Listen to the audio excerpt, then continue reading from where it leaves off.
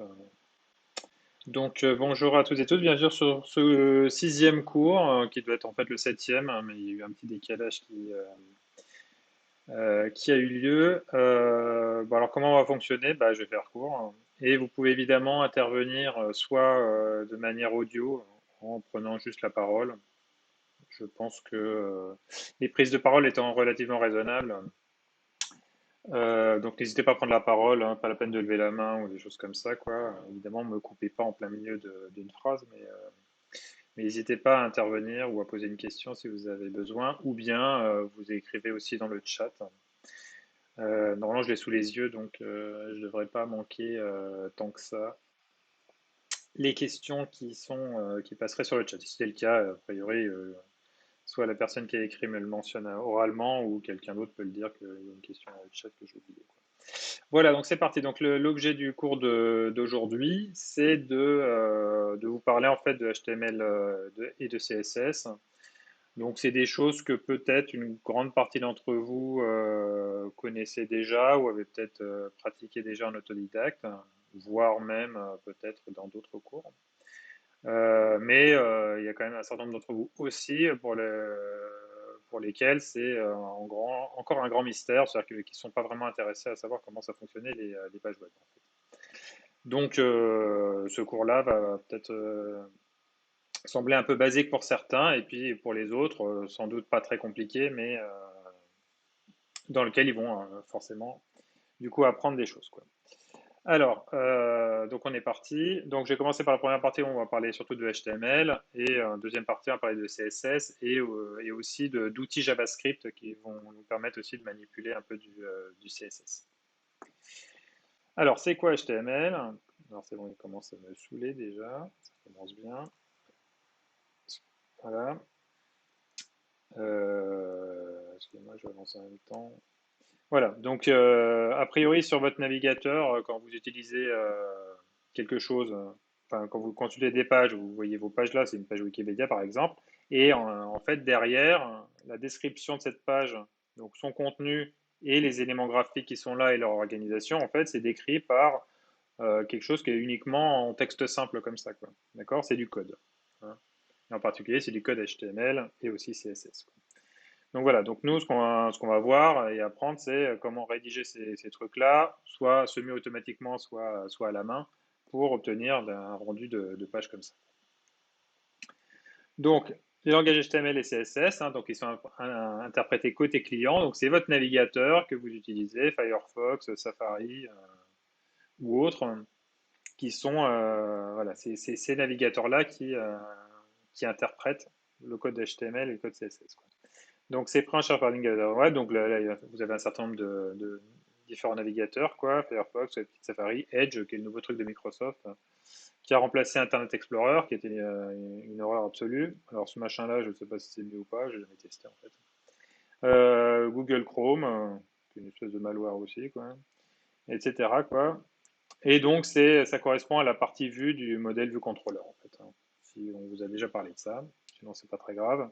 Donc voilà, c'est comment les navigateurs vont afficher les trucs. Et au niveau de votre ici diagramme de flux, hein, ça se situe à ce niveau-là, quoi. Donc c'est entre l'utilisateur qui est là et le navigateur, hein.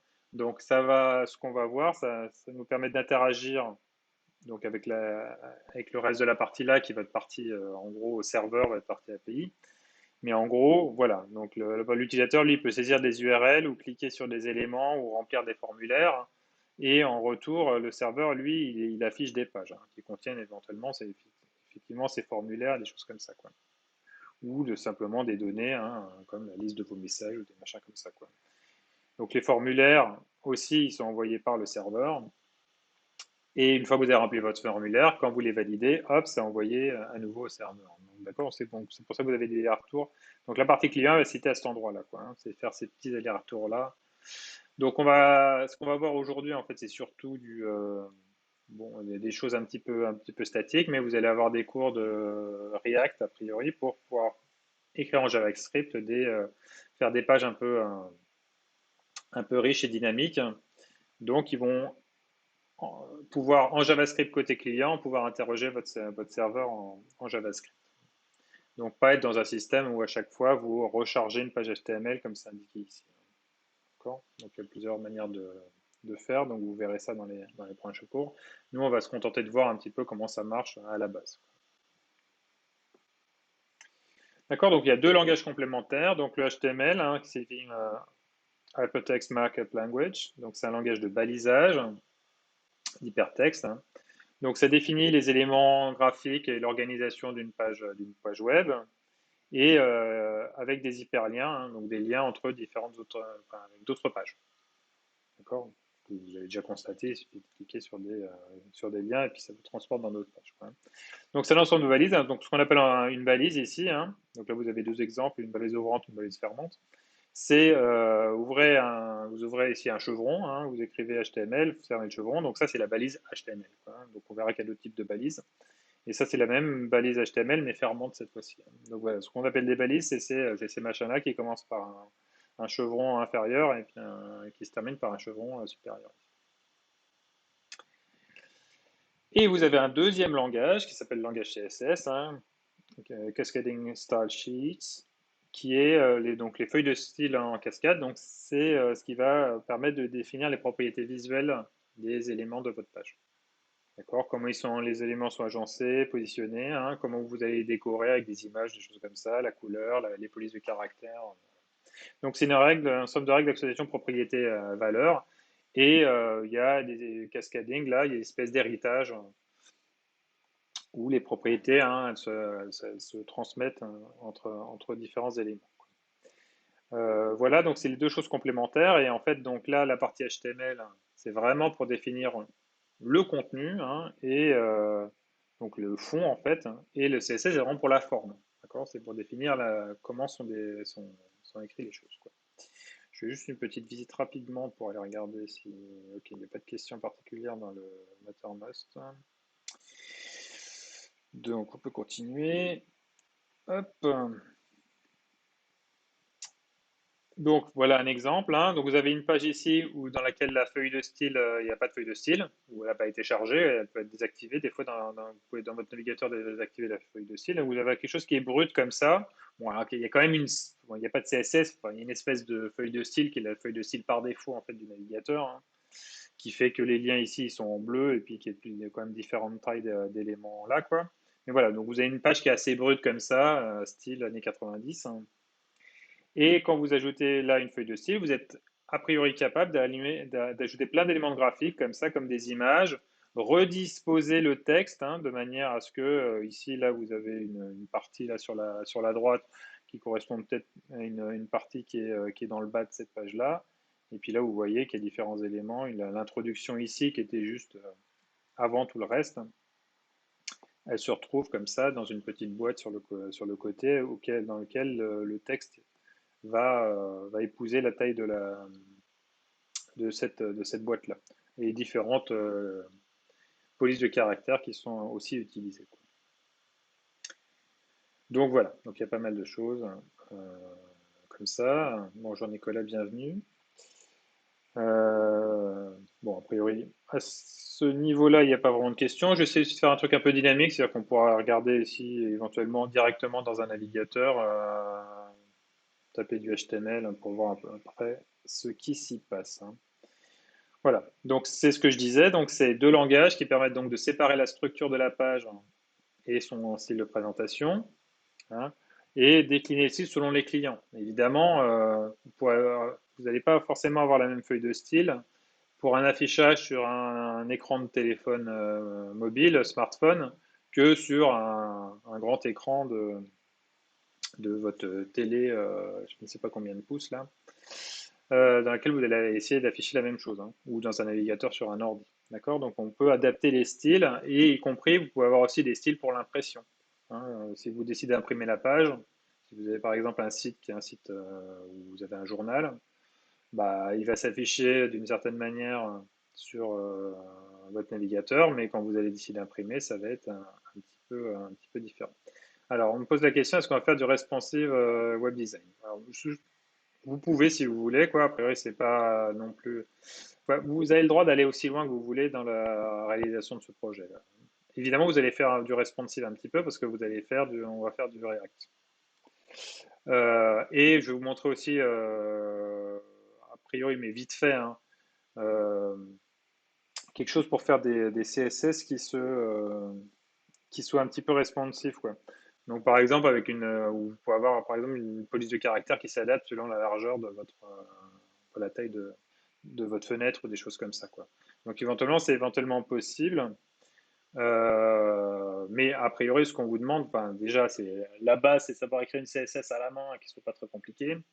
Et éventuellement, vous pouvez enregistrer tout ça après et faire des choses qui sont plus élaborées. Il n'y a pas de souci, quoi. Faudrait vous conservez l'ordre de priorité, c'est-à-dire que vous devez avoir un serveur, un client qui fonctionne, quoi, et après, vous pourrez le rendre aussi beau que vous voulez. Voilà. Donc, il y a un développement en deux temps, HTML pour créer les éléments affichés, hein, et ensuite, on va faire la feuille de style hein, pour le rendu visuel. Alors, le HTML, donc c'est une des trois inventions à l'origine du World Wide Web, donc avec donc le HTML évidemment, donc le protocole HTTP hein, pour le transfert de ces pages-là, et l'adressage web qui sont les URL. Donc ça date de 1990, hein, et a priori à l'époque c'était assez simple, hein, avec une structuration texte, titre, sous-titre, liste, texte brut. Voilà, aujourd'hui, on a évolué, enfin les normes HTML ont évolué et a priori on est sur du HTML5. Donc il peut prendre en charge de nombreux médias et technologies riches. Et toutes ces normes en fait, que ce soit le CSS, le HTML, jusqu'au HTML5, hein, c'est régi par un consortium dans lequel il y a d'entreprises en fait, quoi, qui s'appelle World Wide Web Consortium, W3C, donc qui est censé normer un peu définir des normes sur la manière dont on doit écrire du HTML ou du CSS, hein, des normes qui sont allègrement bafouées par les constructeurs de navigateurs. Voilà. Quoique je pense que la situation maintenant est un peu moins pire qu'il y a 20 ans, quoi, mais c'est quand même pas gagné, quoi. Donc une page HTML, c'est un ensemble de balises, hein, donc qui déclare les éléments qui constituent la page et qui définit leur structure.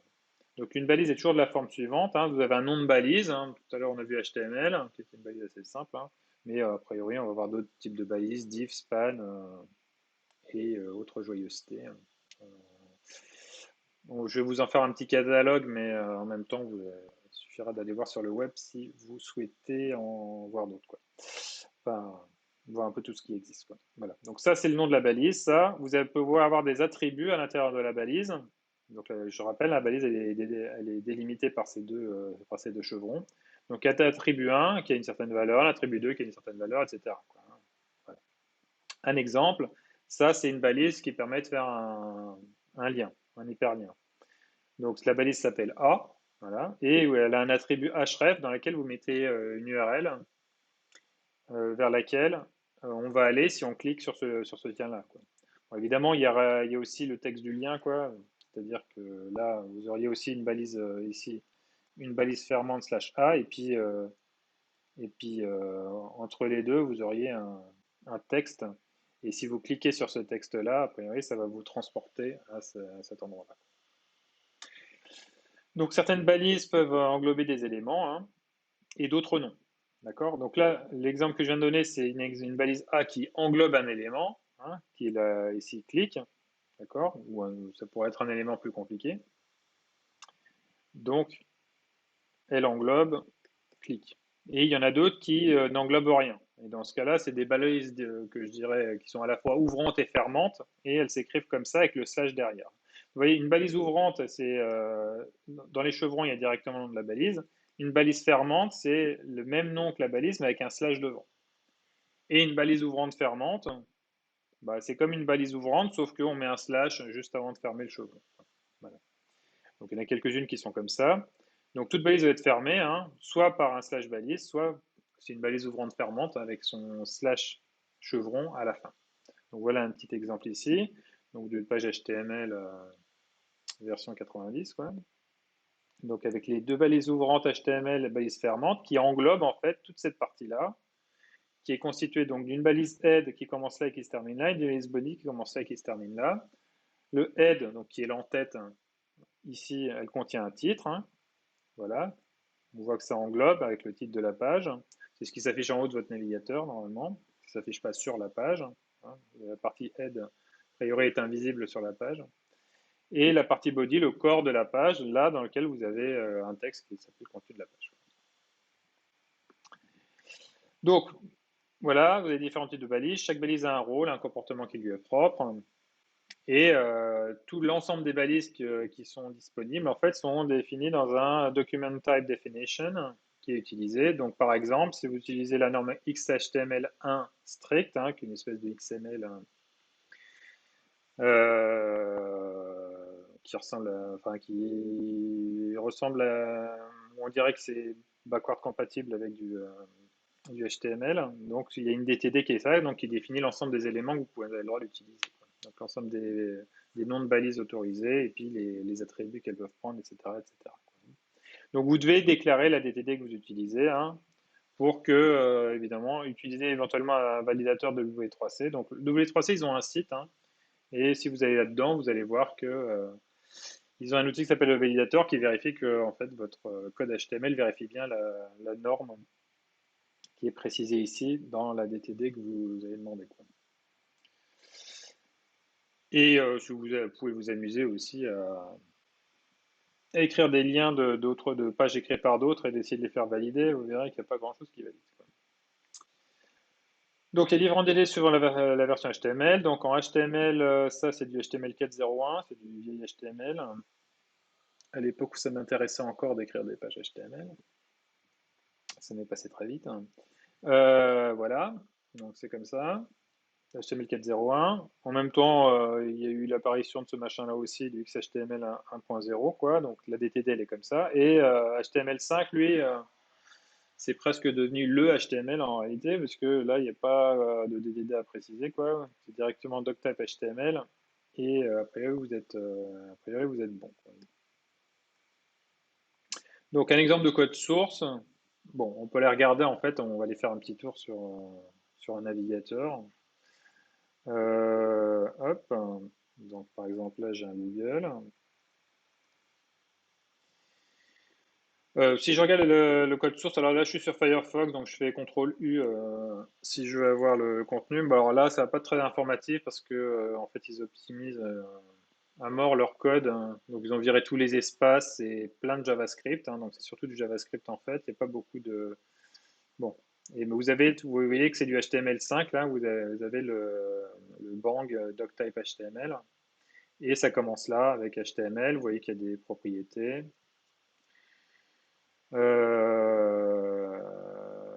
Et puis vous voyez que la base head elle commence, mais là c'est pas très lisible parce qu'effectivement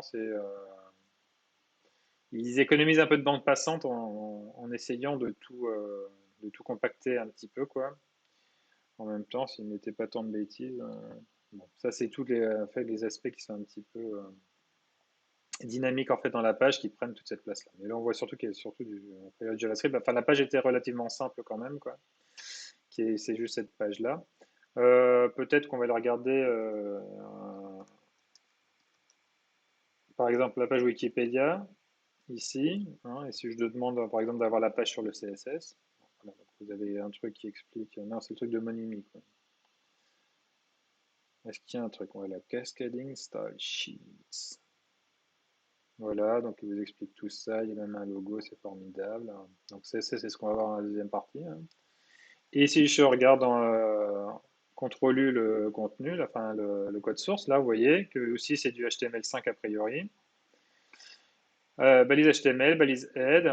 Là on vous dit que l'encodage des caractères de la suite, là ça va être du UTF-8. Hein. Vous voyez il y a plein de balises. Il y a une balise qui s'appelle link, là une balise meta, une balise link ici. Puis si on avance, là vous avez des types, voilà, type d'entrée où vous pouvez cocher quelque chose. Quoi. Vous avez un header, voilà, vous avez des balises div, des balises nav. Voilà. Donc, vous voyez ici tout ce qui apparaît chez moi là en magenta là, ce sont des balises, hein, donc qui sont les balises du HTML classique, enfin HTML5, et vous avez ici des propriétés en plus. Voilà, donc un petit exemple de. Voilà. Donc, et tout ça, donc le navigateur, lui, ce qu'il reçoit, c'est ce fichier-là, et quand il l'interprète, hop, ça donne ça. Voilà, tout simplement. Hop, donc on va revenir sur notre truc ici. Donc l'ensemble des balises HTML, hein, donc ça peut se représenter sous la forme d'un arbre, hein. On a vu que les balises étaient encapsulées les unes dans les autres, hein. Donc un arbre DOM, donc c'est Document Object Model, donc avec des nœuds, enfin une racine, hein, des nœuds et des feuilles, hein. Donc si vous regardez ici, par exemple, on a un document, il a l'élément racine, je ne sais pas si vous voyez, c'est un peu petit quand même, quoi. Mais là, il est marqué HTML, donc là, c'est la partie HTML, et là, c'est tout ce qui est, évidemment, HTML, c'est la partie, voilà, c'est la racine, en gros, de votre document, quoi. D'accord. Il n'y a pas d'autre balise, hein. C'est la première balise qu'on rencontre, elle est ouvrante et fermante à la fin. Donc, tout est contenu dans HTML, donc ce qui signifie qu'ici, on voit ici qu'il a deux enfants. Donc, un enfant qui est le head ici, et un autre enfant qui est le body. Donc une page HTML a toujours que ces deux enfants-là, a priori.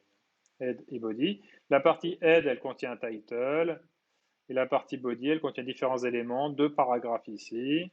C'est voilà, ce deuxième paragraphe contenant lui-même une balise strong qu'on voit ici. Ça, c'est le deuxième paragraphe et contient une balise strong. Je ne sais pas pourquoi il y en a deux là. L'élément EM, je ne sais pas pourquoi il n'est pas à l'intérieur de P. Normalement, il devrait être comme ça. Ouais, il devrait être là normalement. Je sais pas pourquoi il est comme ça.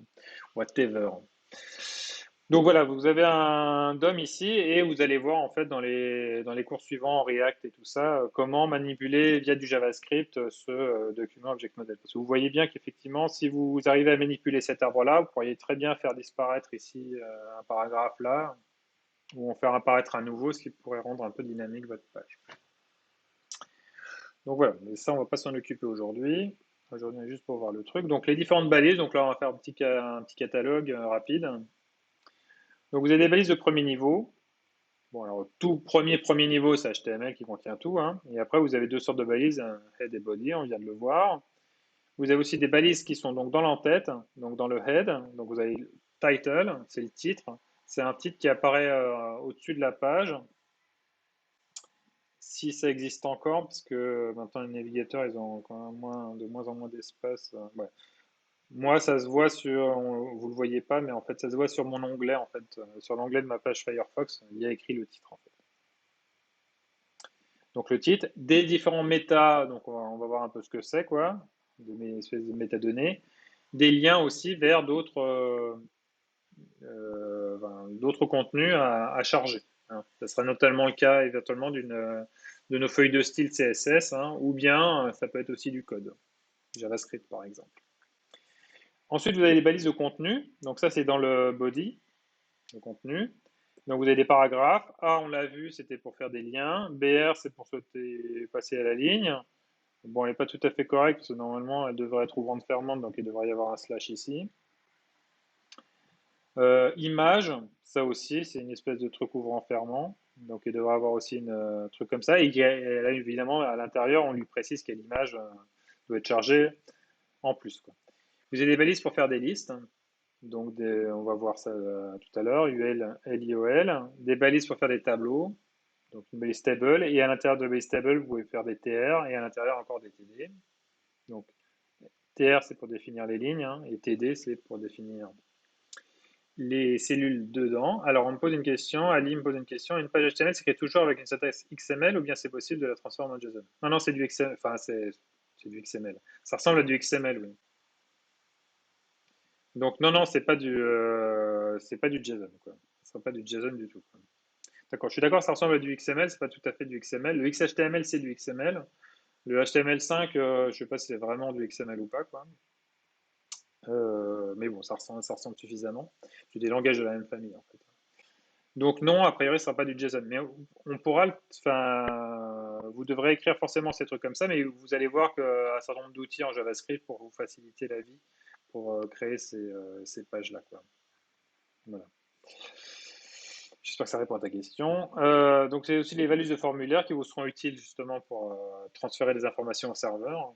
Donc, des balises type formulaire, donc form, qui peut contenir donc des entrées input, des boutons, des listes à cocher, des espaces de texte, des choses comme ça, quoi. Et vous avez aussi des trucs de structure, donc des frames, ça surtout pas, quoi. Et des div et span, qui sont les deux, qui sont des balises anonymes, enfin des balises anonymes, des balises génériques en fait pour organiser toute votre page, donc qui n'ont pas de sens particulier, on va dire. Et d'autres balises qui ont de HTML, ça c'est spécifique à HTML5, qui ont un balise affiliée, c'est un header par exemple, c'est pour définir ça, la sémantique de ça, c'est ce qui se trouve en tête de votre page en fait. Donc c'est parti, on va voir ça un peu plus détaillé. Donc HTML, sa balise principale, donc celle qui est au début du document, qui englobe l'ensemble du code du document, sauf la déclaration du doctype. D'accord. Le doctype, c'est le seul truc qui est avant, qui permet de définir en gros sur quel DTD vous allez travailler. Head, donc c'est l'entête de la page, surtout toutes les balises de style, enfin pour charger des fichiers de style, le titre, les mots-clés, des choses comme ça, toutes les métadonnées. Et body, c'est vraiment le corps de la page, c'est vraiment ça, c'est ça qui s'affiche. Donc, balise en tête encore un peu plus détaillé. Donc, je me répète un petit peu, donc c'est pour ça que je vais un peu vite, hein. Donc, title, c'est pour le titre de la page, ce qui affiche dans vos onglets ou dans la barre de votre navigateur, enfin, la barre en haut de votre OS. Style, donc c'est pour inclure du code CSS, on va le voir. Link, c'est pour aller chercher certaines informations dans des fichiers externes. Donc, par exemple, une feuille de style, un link, rel, ici, on précise le type que c'est, donc ça ici, c'est une feuille de style. Et href, on précise l'URL où aller la chercher. Donc ça va être télécharger style.css hein, pour l'utiliser comme feuille de style. Il faut aussi déclarer une icône de site. Hein. Donc là, le REL ici, c'est shortcut icon. Tout ça, c'est des choses qui sont normalisées. Avec un type, hein, voilà, et puis vous précisez cela, donc c'est un fichier .ico qui est un format assez spécial. Vous pouvez définir des flux RSS, la page d'accueil du site, des fichiers d'aide, plein de trucs. D'accord. Les trucs les plus importants qu'on va utiliser, c'est surtout ici, les feuilles de style. Quoi. Et les scripts aussi, éventuellement. Quoi. Alors, vous avez une balise aussi script dans laquelle vous pouvez directement mettre le script dedans, quoi, d'inclure le script. C'est ce qu'on a vu en fait sur la page Google de tout à l'heure. Donc, vous écrivez script, le type, ici, ça va être texte / JavaScript. Et à l'intérieur, à la place des trois petits points là, vous pouvez écrire du JavaScript. Mais c'est du JavaScript côté client, pas côté serveur. Et vous avez aussi la même possibilité, mais cette fois-ci en le chargeant via un fichier. Donc vous pouvez faire ça comme ça. Donc là, si la balise ouvrante est fermante ici, quoi, je pense que vous pouvez l'ouvrir fermé aussi en mettant un slash là. Et vous évitez de mettre cette balise ici. Alors, toujours dans les entêtes, hein, c'est-à-dire dans le head, vous avez les balises méta, donc pour définir différentes propriétés, par exemple l'auteur de la page, la description de la page. D'accord. Donc c'est pas mal utilisé pour tous les robots d'indexation, ils récupèrent ces données-là ou des mots-clés pour pouvoir indexer mieux vos pages. Mais bon, maintenant, c'est plus trop le cas. Ils regardent directement le contenu. Vous pouvez mettre une adresse de contact, tout ça. Donc, ça, ce sont des métadonnées en plus hein, que vous pouvez mettre dans votre page. Vous pouvez préciser, alors ça vaut mieux le faire au tout début de votre head, l'encodage des caractères que vous allez utiliser. QFUT, ça me semble pas mal. Hein. Donc ça permet d'utiliser pas mal de caractères différents. Préférer ça à de l'ISO aussi, quoi. Alors que c'est là, tu me dis les mots-clés aussi. Faudrait me faire une question entière parce que je ne sais pas quand, je ne me souviens plus quand tu as écrit la question par rapport à ce que. Non. Pendant que je parlais, donc il faudrait me faire une vraie question, quoi. Pas juste un commentaire, quoi. Et j'y répondrai sans problème. Voilà, vous avez aussi la possibilité de dire que de ne pas mettre en cache du navigateur votre page, aussi de la demander qu'elle soit rafraîchie automatiquement. Donc un rafraîchissement régulier. Il y a d'autres moyens de le faire aussi, vous pouvez le faire aussi en JavaScript, a priori. Pour les balises méta, on peut définir des mots-clés de la page. Oui, bah, c'est le meta name keywords, là, vous pouvez définir des mots-clés. Mais en fait, a priori, c'est juste ça serait pour l'indexation par un moteur de recherche, sinon ça sert strictement à rien. Ça ne s'affichera pas. Quoi. Voilà. Donc maintenant, on passe aux balises de contenu. Hein. Donc c'est celles qui sont contenues a priori à l'intérieur des balises body, là. Voilà, c'est ce qu'il y a là. Donc, vous avez des balises pour définir des paragraphes. Prêt pour définir, si vous avez, vous voulez taper du code, en fait, quoi. Donc, ça s'affiche avec a priori, avec une police, enfin, sans interprétation, on va dire, quoi. Donc, tel qu'il a été tapé. Parce qu'on va voir effectivement que la, la manière dont vous tapez les choses en HTML, vous pouvez sauter des lignes, mettre plusieurs espaces, des choses comme ça, quoi. Vous allez voir qu'en fait, à l'affichage, tout ça va être supprimé, quoi. Bon, on le verra sur des exemples, hein. Vous avez des haches avec des numéros derrière, hein, qui permettent de mettre des différents titres. href, là, c'est pour les hyperliens, on a déjà vu. Vous pouvez faire aussi name égale, ça permet de, quand vous cliquez sur ce lien-là, d'aller à un autre endroit de votre page. Donc, ça permet, par exemple, de faire un raccourci pour aller vers le bas de votre page ou des choses comme ça. BR, passage à la ligne. HR, ça fait une ligne de séparation horizontale. IMG, ça permet de définir une image. Évidemment, il faut un attribut qui va donner l'URL de l'image. Alors, iframe, c'est pour des insertions d'une page HTML externe à l'intérieur de votre page. Bon, pourquoi pas, utiliser avec parcimonie, quoi. Mise en exposant avec sub, mise en indice, et de nombreuses autres balises de mise en forme. Strong, c'est pour mettre en relief. En général, c'est pour signaler l'importance d'une partie du texte. En général, ça le met en gras. EM pour emphase, ça pourrait le mettre en italique. Enfin, tout ça, ça peut être redéfini par la feuille de style, hein. Donc voilà un exemple ici. Donc vous avez différents titres. Dans l'an H1, vous pouvez avoir qu'un seul titre de niveau 1. Et après, vous pouvez avoir plusieurs titres de niveau 2, des titres de niveau 3, etc. Alors, ils ne sont pas imbriqués, ces titres-là, hein. Vous les mettez comme ça. Et a priori, ils vont s'afficher avec un style qui est par défaut, qui est une grosseur plus ou moins importante. Le titre de niveau 1 étant le plus gros, et puis le titre de niveau 6 le plus petit, hein. Ça, c'est votre truc par défaut.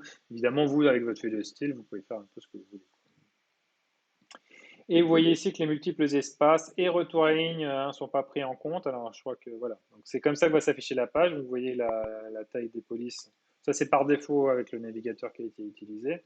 Voilà. Ici, les multiples espaces, vous voyez que tout ce qui est écrit là, hein, vous avez beau sauter des lignes et tout ça, tout va s'afficher correctement, quoi. Là, vous avez un BR donc juste avant pour passer à la ligne. Et vous voyez que là, il y a eu un retour à la ligne après le compte. Ça, c'est bien écrit là, quoi. Et vous voyez qu'ici, il y a une espèce de balise qui est écrite BR, mais en fait, si on veut vraiment, là, si on avait écrit BR, il serait revenu à la ligne. Donc, pour avoir vraiment à écrire, si on voulait s'amuser à écrire BR, mais ce ne sera pas le cas dans votre projet a priori, hein, on est obligé d'utiliser euh, des suites de caractères ici qui va permettre d'écrire un inférieur ici et un supérieur. Alors, on pose la question, c'est normal qu'il n'y ait pas de balise entre le texte et les multiples. Ici, là, entre le texte. Bah ici, non, j'ai juste mis des espaces là pour vous montrer qu'en fait, à la sortie, si vous mettiez un ou plusieurs espaces, ça change rien en fait. C'est juste pour vous montrer ça en fait. En fait, D'accord. vous m'entendez? Oui, vas-y, pose ta question, ouais. En fait, je parlais de après la balise H6. Normalement, Ah il y a oui, tu encore veux dire c'est après, je peux directement mettre dans une le balise. body? Ouais. A priori, ça devrait peut-être pas passer le navigateur. On va mettre un P Ouais, c'était juste ça ma question, pour en être fait. sûr, parce que ouais, d'accord, c'est ça que tu voulais dire. Pour être sûr que ça passe, donc quoi qu'il y ait un BR à l'intérieur, enfin, bon, il y a des normes. Je les connais pas par cœur, parce que ça m'intéresse pas. Euh, Mais effectivement, normalement, on ne peut pas écrire du texte directement dans des bodies. Je pense que c'est interdit. Enfin, votre navigateur l'affichera quand même, quoi. Le truc du HTML, c'est que c'est quand même super permissif. Donc, ça vous l'affichera quand même, quoi. Mais bon, vous allez avoir quelques petits soucis après avec vos feuilles de style si vous voulez mettre en forme correctement tous vos petits éléments, quoi. Voilà, donc là, après, vous avez un exemple d'hyperlien ici, là. J'en ai déjà parlé, donc j'y reviens pas. Donc, donc voilà, donc à partir de ça, vous avez un affichage qui se code là et votre hyperlien il apparaît ici. Donc voilà pour le contenu. Alors, je vous ai montré ici là les deux LT, ça veut dire little, enfin little than et greater than. Donc avec un ampersand lt point virgule, vous avez plein de petites suites de caractères comme ça qui vont vous permettre d'écrire des caractères en ASCII 7 bits, hein, mais qui sont des caractères plus évolués, quoi. Donc, par exemple, des guillemets, des quotes. Vous avez les guillemets français comme ça. Vous avez différents types. Bon, là, c'est surtout les types de guillemets et tout ça, mais vous avez aussi tous les caractères accentués qui peuvent être aussi écrits de cette manière-là. Par exemple, pour un accent aigu, vous pouvez faire et acute comme ça, quoi, point virgule. Donc, ce machin-là, c'est interprété dans la DTD, hein, et ça va être remplacé par un accent aigu. Bon, évidemment, si vous avez défini votre charset là dans un méta au début en disant que c'est du GF8, vous pouvez écrire ça directement. Évidemment, là, c'est bien. Votre fichier est bien encodé en UTF-8, vous n'avez pas de problème à écrire ça, quoi. Ça peut quand même servir pour effectivement afficher des inférieurs comme ça, parce que dès que vous voulez afficher un inférieur, si ça ressemble à une balise, ce que vous écrivez, il risque d'être interprété comme une balise, quoi, et donc de ne pas s'afficher sur votre écran. Donc vous en avez tout un tas de listes de caractères spéciaux comme ça, vous pouvez aller voir là-dedans, ou simplement taper dans Google pour avoir la liste de ces machins-là, et vous les aurez. Alors pour les balises de liste, je regarde l'heure, il nous reste 1h05. Vous pouvez faire différents types de listes. UL, donc c'est une liste non numérotée, unordered.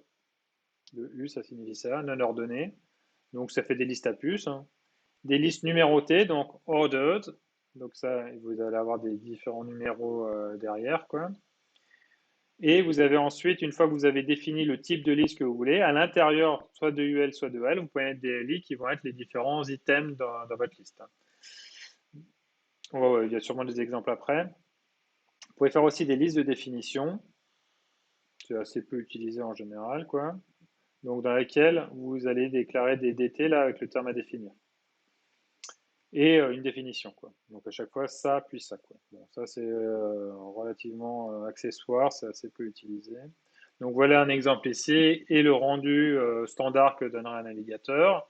Donc, les listes non numérotées, ça donne une liste à puces, hein, UL, voilà. Et vous allez englober dans chacun des LI, vous avez un item à chaque fois. Pour la liste ordonnée, c'est la même chose, hein, vous voulez dire que c'est la même chose. La seule différence ici, c'est que QL a été remplacé par OL, et vous avez ici voilà, les numéros qui sont bien écrits comme ça. 1, 2 et 3, donc il fait la numérotation automatique. Et les listes de définition, avec un terme, une définition, un terme, une définition, voilà. Et ça, je vous dis, c'est assez peu utilisé. Voilà. Voilà un petit exemple de liste. Donc, vous pouvez faire des listes. Alors, là, c'est rendu comme ça, mais évidemment, vous pouvez très bien, on verra tout à l'heure, que vous pouvez écrire une feuille de style qui fait que le rendu n'est pas du tout comme ça. Typiquement, vous allez voir que par exemple, si vous voulez faire un menu de navigation, vous pouvez toujours le faire sous la forme d'une liste comme ça. Ce qui fait que sur un navigateur sans feuille de style, il s'affichera sous la forme d'une liste, votre menu. Mais si vous rajoutez la feuille de style, à ce moment-là, il va pouvoir s'arranger un peu comme vous voulez, quoi, avec soit un truc de base qui va mettre toute la liste avec les éléments les uns derrière les autres, avec des jolis bords, des jolis fonds et des choses comme ça, ou bien même des trucs qui sont réactifs, quoi, dans lesquels ça fait un menu, dans lequel il y a ces éléments-là, quoi. D'accord? Là, ce que je vous montre ici, là, c'est juste pour des. On vous montre le rendu de base qu'il y a, mais c'est vraiment pour définir un peu la logique de la structure, en fait, quoi. Alors, vous avez aussi des balises pour faire des tableaux, donc qui sont normalement faits pour mettre en forme des données de type tabulaire, quoi. D'accord? Des choses vraiment auxquelles vous devriez mettre un tableau. Donc, pour définir un tableau, c'est table. À l'intérieur, on peut mettre un titre. On peut définir différentes lignes dans le tableau, TR, et dans chaque ligne, des TD, des cellules, des cases. D'accord?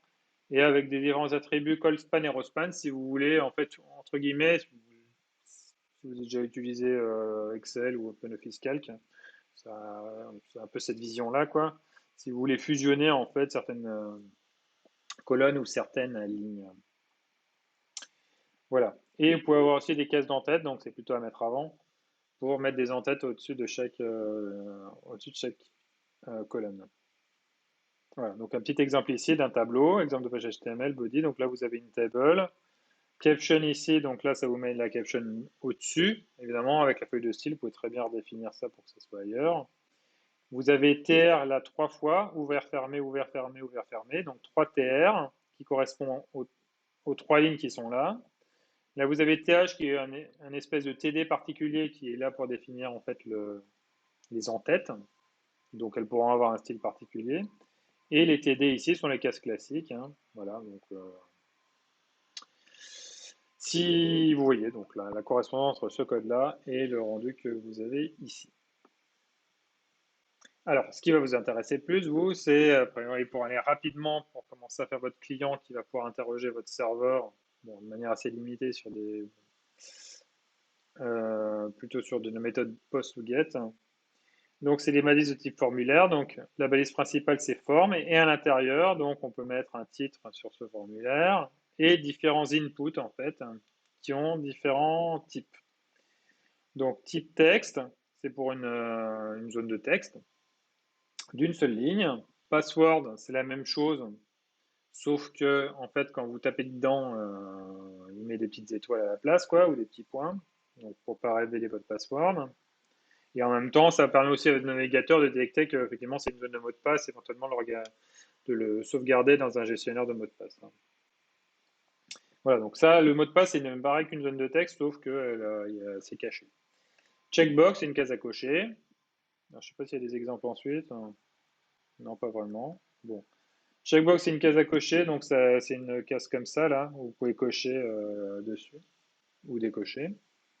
Donc, quand les cases à cocher, c'est que vous pouvez avoir plusieurs éléments à cocher, et vous pouvez cocher un ou plusieurs éléments, ou zéro. D'accord.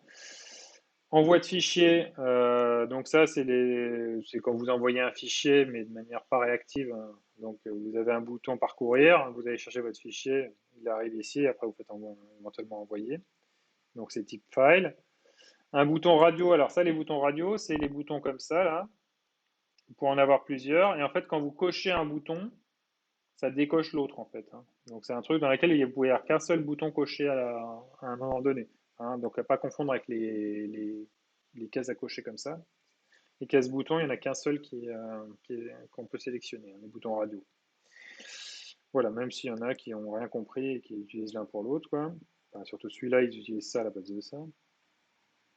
Sachant qu'on peut changer leur aspect évidemment par la feuille de style. Un bouton d'envoi, le bouton submit, un bouton de remise à zéro reset, et un champ caché hidden si vous voulez envoyer des données particulières. Ce qui serait le cas par exemple si vous aviez besoin d'envoyer par exemple un identifiant de session, s'il n'était pas géré, bah, vous pourriez le mettre dans un truc hidden comme ça il sera envoyé directement à votre serveur. Voilà, donc ça c'est des manières de communiquer avec le serveur. Donc vous pouvez tous les éléments qui sont saisis dans la zone de texte ici, le fichier éventuellement qui est là. Quand vous faites submit, il va y avoir une requête qui va être faite sur une ressource au niveau de votre serveur. D'autres types d'entrées qui ne sont pas des inputs. Text area, c'est une zone de texte assez large. Hein, vous pouvez taper pas mal de texte. Hein, ce qui serait a priori le cas pour écrire tout un message. Select, ça fait une liste déroulante. Donc, si vous avez une liste dans laquelle vous voulez restreindre le nombre de possibilités, bon, c'est par exemple, si c'est une date, souvent le jour, vous avez la liste des nombres entre 1 et 31, quelque chose comme ça. Quoi. Donc, ça, c'est la liste déroulante. Et options, c'est différents éléments dans la liste déroulante. Hein. Donc là, c'est là entre les deux options, c'est là que vous mettriez les 1, 2, 3, 4, 5 jusqu'à 31 si c'était pour les jours d'une date, par exemple. Voilà. Donc là, vous avez un exemple ici. Donc ce que vous voyez ici, c'est que vous avez un formulaire form. Précisez la méthode post2get ici. Et l'action, ça, c'est l'URL qui va être envoyée. Donc là, c'est un type de formulaire de type très vieux, hein, où en fait, c'est un script Perl dans un répertoire CGI bin. Donc c'est vraiment des trucs des années 90, début 2000, quoi. Donc il va permettre de traiter votre formulaire, en fait. Donc vous avez différents éléments. Donc le nom, là, vous avez un truc où c'est organisé sous la forme d'un tableau, ce qui n'est pas terrible, mais pourquoi pas. Donc tout votre formulaire est fait dans un tableau. Donc c'est pour ça qu'il y a des tables TR et TD. Et à l'intérieur, vous avez donc des éléments de texte qui vont s'afficher tel quel, par exemple nom. Et juste à côté, un input de type texte avec le name nom. Donc, il va créer un champ dont le nom sera nom. Voilà, c'est comme si dans JSON, vous aviez une propriété nom de points, et il va mettre le texte que vous avez tapé, ça sera ce qui ira avec le nom qui est là, quoi. Bon, évidemment, c'est du vieux HTML, ça, donc il manque les balises fermentes ici, là, enfin, ouvrantes fermentes, mais vous corrigerez mentalement dans votre tête, hein.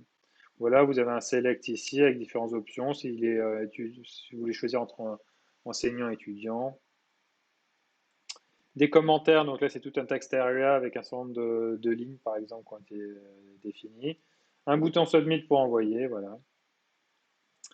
Et un truc pour rester connecté, donc ça c'est le type checkbox, hein, c'est un truc un peu classique, hein. Donc, voilà. Donc ça c'est comment faire des formulaires. Vous avez plein de petits éléments comme ça. Avec un rendu par défaut qui n'est pas terrible, hein, mais que vous pourrez aussi améliorer. Évidemment aussi, vous aurez aussi plein de trucs que vous allez pouvoir faire en JavaScript aussi, c'est que sur les text area ici, là, dans lequel il dit tapez ici vos commentaires, vous avez déjà vu ça, des petites boîtes, voilà, où il y a écrit tapez ici vos commentaires, et puis en fait, dès que vous cliquez là, ce machin-là, il disparaît et vous pouvez taper votre texte à la place. Par défaut, ça sera jamais, c'est pas comme ça. Par défaut, quand vous cliquez là, tapez ici vos commentaires, ça reste. C'est vous-même qui devez l'effacer pour écrire votre truc à la place, hein. Mais vous verrez dans les prochains cours, là, vous aurez la possibilité en JavaScript de détecter l'événement dans lequel vous avez cliqué à l'intérieur de ce machin-là, et du coup de manipuler le DOM, Document Object Model de votre page ici, pour supprimer par exemple le contenu qui est là, quoi. Ou bien utiliser des bibliothèques qui le font automatiquement. Donc voilà pour les balises ici. Vous avez aussi des balises de structure pour structurer les pages et disposer les éléments les uns par rapport aux autres. Donc différentes balises. Alors les premières, frame, set, frame pour les structures de cadre. Ça c'est niet. C'est pas bien. Voilà. Enfin, c'est des vieux trucs des années 90, quoi. Qui déjà à l'époque, enfin, fallait pas faire ça, quoi. Mais voilà. Bon, je pense, enfin, c'est un truc qu'on retrouvait dans tous les cours de HTML pendant des années, parce qu'à chaque fois on disait aux gens à qui on enseignait, quoi, de surtout pas utiliser ça, quoi. Donc évidemment, pour vous dire de ne pas l'utiliser, il faut vous le montrer. Mais je pense maintenant, il y a plus gros risque que vous décidiez de vous-même d'utiliser ce genre d'horreur, hein, puisqu'on en trouve pratiquement nulle part. Mais il y a une époque, c'était tellement à la mode de faire des trucs horribles comme ça, des gifs animés, même si là c'est revenu, même si c'est plus vraiment des gifs, hein, ou des trucs qui clignotaient dans tous les sens, enfin des trucs vraiment horribles, quoi. Donc vous avez ensuite donc, les balises div et span, faut que c'est des balises génériques, hein, pour regrouper les éléments. Donc on va voir div, c'est une balise de type bloc, span de type en ligne. Et des balises structurantes, header, footer et size, ça c'est des nouveautés de HTML5. Enfin, nouveautés, ça fait un petit moment que c'est sorti HTML5. Bon, en gros, votre page en fait, qui s'affiche dans votre navigateur, on va dire que c'est voilà, elle se présente comme ça, et vous allez organiser votre page d'une certaine manière, c'est votre choix en fait. Bon, une organisation assez classique, c'est que vous avez un header ici, un footer ici, et une espèce de corps ici dans lequel vous avez un panneau à gauche, un panneau à droite, et puis ici le contenu à l'intérieur. Donc il y a beaucoup de pages qui suivent à peu près ce modèle-là. Évidemment, vous pouvez faire, si vous pouvez décider de faire un peu différemment. Vous pourriez décider que vous n'avez pas de right panel, vous avez deux panels l'un à côté de l'autre, voilà. Et après, vous verrez aussi que avec des éléments dynamiques, vous pourrez faire en sorte que votre live panel, là, quand vous cliquez sur un truc, il apparaît ou il disparaît, enfin il se rabat comme ça ou il sort comme ça. Mais ça, vous verrez ça plus tard. Déjà, on va déjà voir comment disposer un truc comme ça de manière statique, hein, ce qui est déjà pas une mince affaire si vous le faites à la main, quoi. Donc, différentes possibilités. Structuration par tableau, je dis c'est bof ça, hein, c'est même très bof, quoi. Les tableaux, c'est vraiment pour faire des tableaux, quoi. Bon, il y a une époque, on faisait, enfin, c'est un peu la méthode on va dire, pré-CSS, hein, et HTML4 et 5, quoi. Donc on faisait la structuration par tableau. Donc en fait, ça, on disait que c'était un tableau avec une case comme ça, trois cases ici, une case comme ça. Donc c'était un tableau de trois cases sur trois lignes. Et puis là, on faisait un call span ici pour fusionner les colonnes ici. Bon, c'est vraiment, c'était un peu dépassé de faire des choses comme ça, quoi. Utilisation des cadres, alors ça surtout pas, quoi. Hein. Hashtag poupe. Utilisation du flux naturel, ça c'est très bien en fait, hein. Donc on va écrire juste notre page comme si elle était linéaire du début à la fin et après on restructure quoi, avec des balises structurantes. Et on fera du positionnement via le CSS en fait. Bon, alors, structuration par tableau, je vais aller vite, on a déjà vu ce que c'était que les tableaux. Vous pouvez faire ça comme ça, vous pouvez définir un tableau avec certaines largeurs et tout ça, avec les différents panels qui sont comme ça. Bon, évidemment, c'est pas terrible. On était même parti, enfin, il y a un moment dans les années, enfin, c'était au début des années 2000, quand on faisait des pages web, comme il y avait le navigateur le plus populaire, c'était Internet Explorer, on était même obligé de mettre des tableaux dans des tableaux pour juste faire des bordures, en fait, quoi. Parce que comme Internet Explorer respectait pas les normes, si on essayait de faire un truc qui marchait à la fois sur ça et puis sur l'équivalent de Firefox, Mozilla, bah ça marchait pas du tout, quoi. Et donc c'était obligé de ruser. On va en parler un petit peu derrière. Donc on met des tableaux dans les tableaux, juste avec un tableau un peu plus petit dans un tableau un peu plus grand, juste pour simuler une bordure. Enfin, c'était vraiment du délire total, quoi. Alors, il reste encore un peu des trucs un petit peu délirants, mais bon, ça a quand même été un petit peu nettoyé. Donc voilà, on a la possibilité d'imbriquer le tableau pour des structures plus complexes. Bon, voilà, c'est marqué là, à éviter. Hein. Bon, on vous le dit quand même parce que c'est juste dans le cas où si vous trouvez du code où c'est fait comme ça, ou si vous tombez sur un tuto où on montre de faire comme ça, bah, vous changez de tuto. Vous savez que c'est pas bon.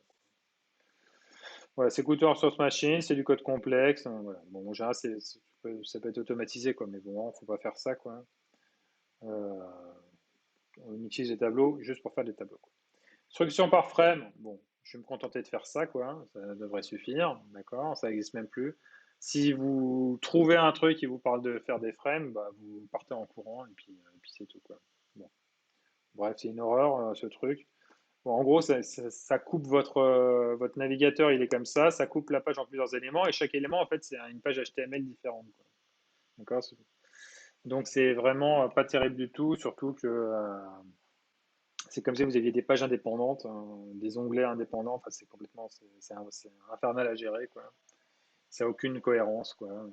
Donc, c'est pas bon du tout, quoi. Si on trouve une vidéo avec un tuto sur ça, on signale.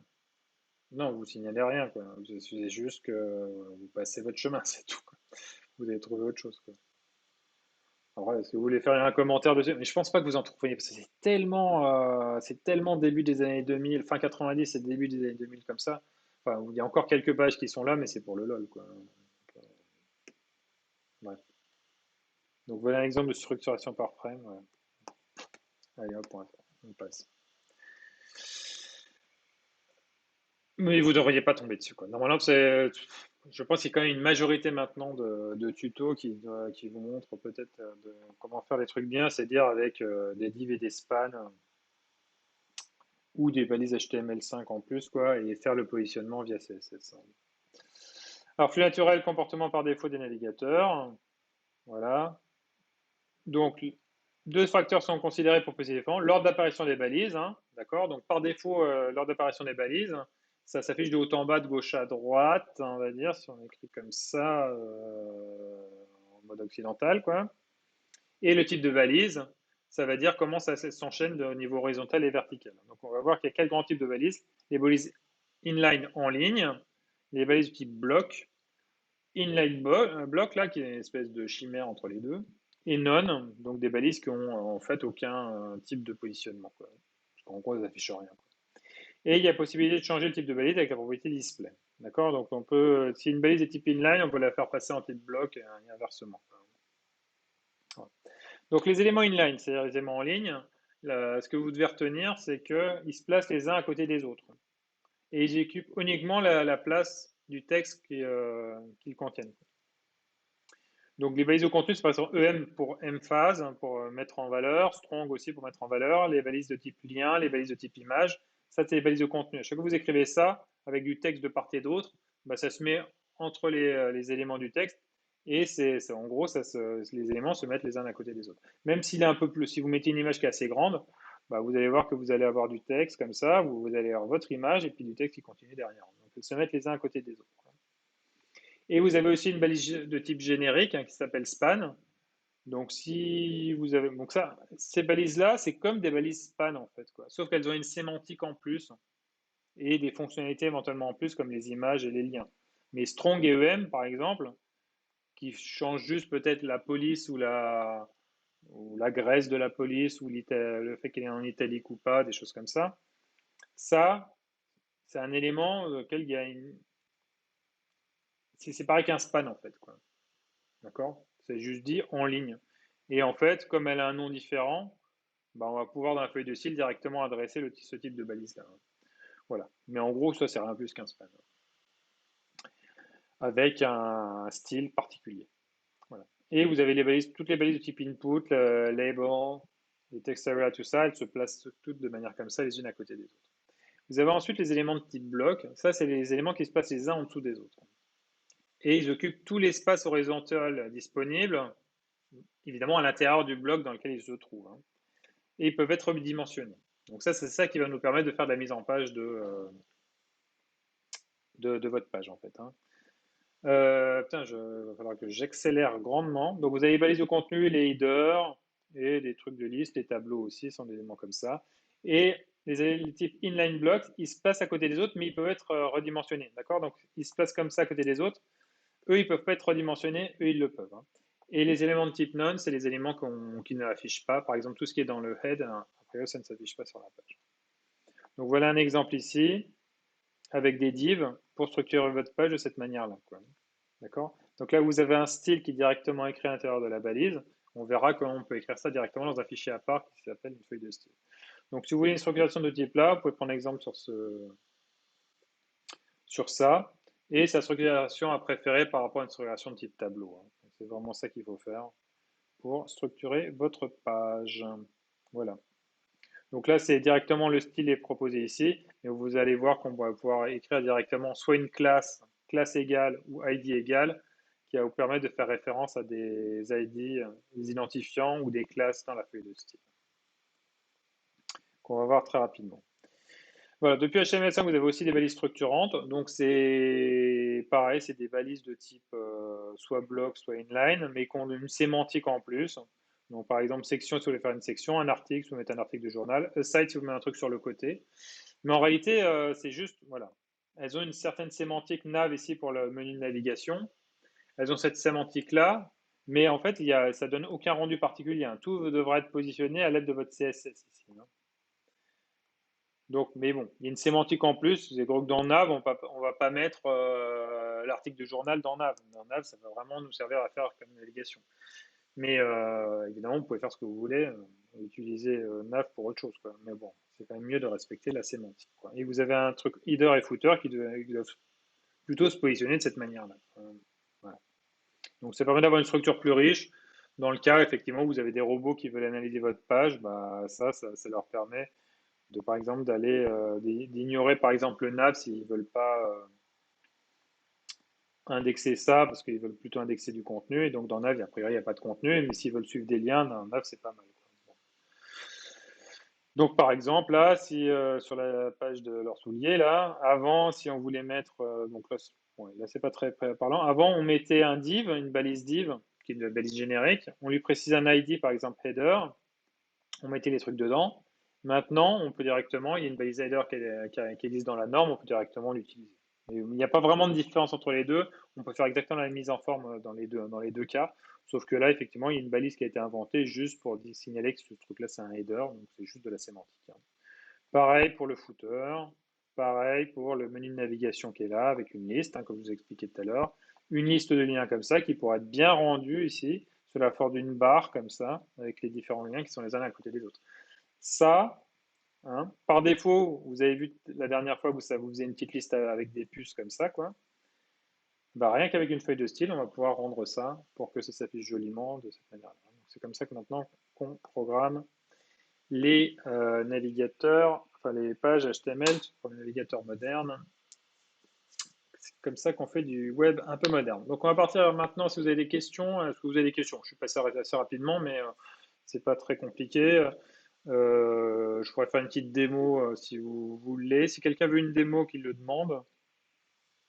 Mais en gros, pour créer une page HTML, prenez votre éditeur favori et puis vous commencez à écrire du code tel qu'il est écrit comme ça. D'accord? C'est hop, un petit truc comme ça, truc. Et bah, c'est parti, hein. Vous écrivez votre fichier à test.html et vous foutez des trucs dedans, quoi. HTML, head, voilà, vous pouvez mettre un title, coucou, title, fermez le title, pas titre, hop.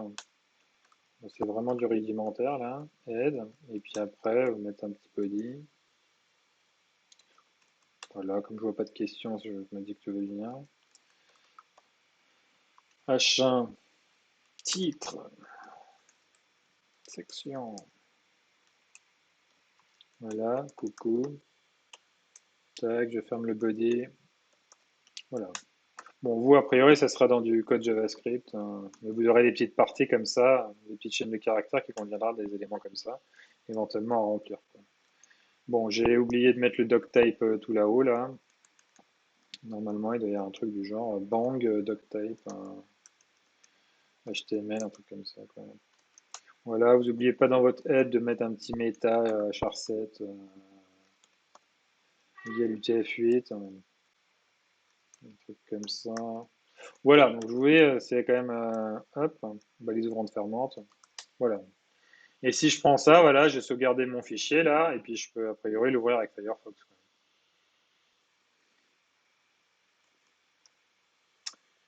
Voilà, ou avec curl, non pas curl, avec, je sais plus si j'en ai un. Bon, bref, ça, vous pouvez l'ouvrir avec Firefox ou avec vos navigateurs favoris, Chrome ou je sais pas quoi d'autre, et vous aurez un joli rendu pour ça, mais sans feuille de style. Donc on va passer du coup à la partie, on va dire feuille de style. Donc hop, je vais juste ouvrir la deuxième présentation. Hop, in window, pouf.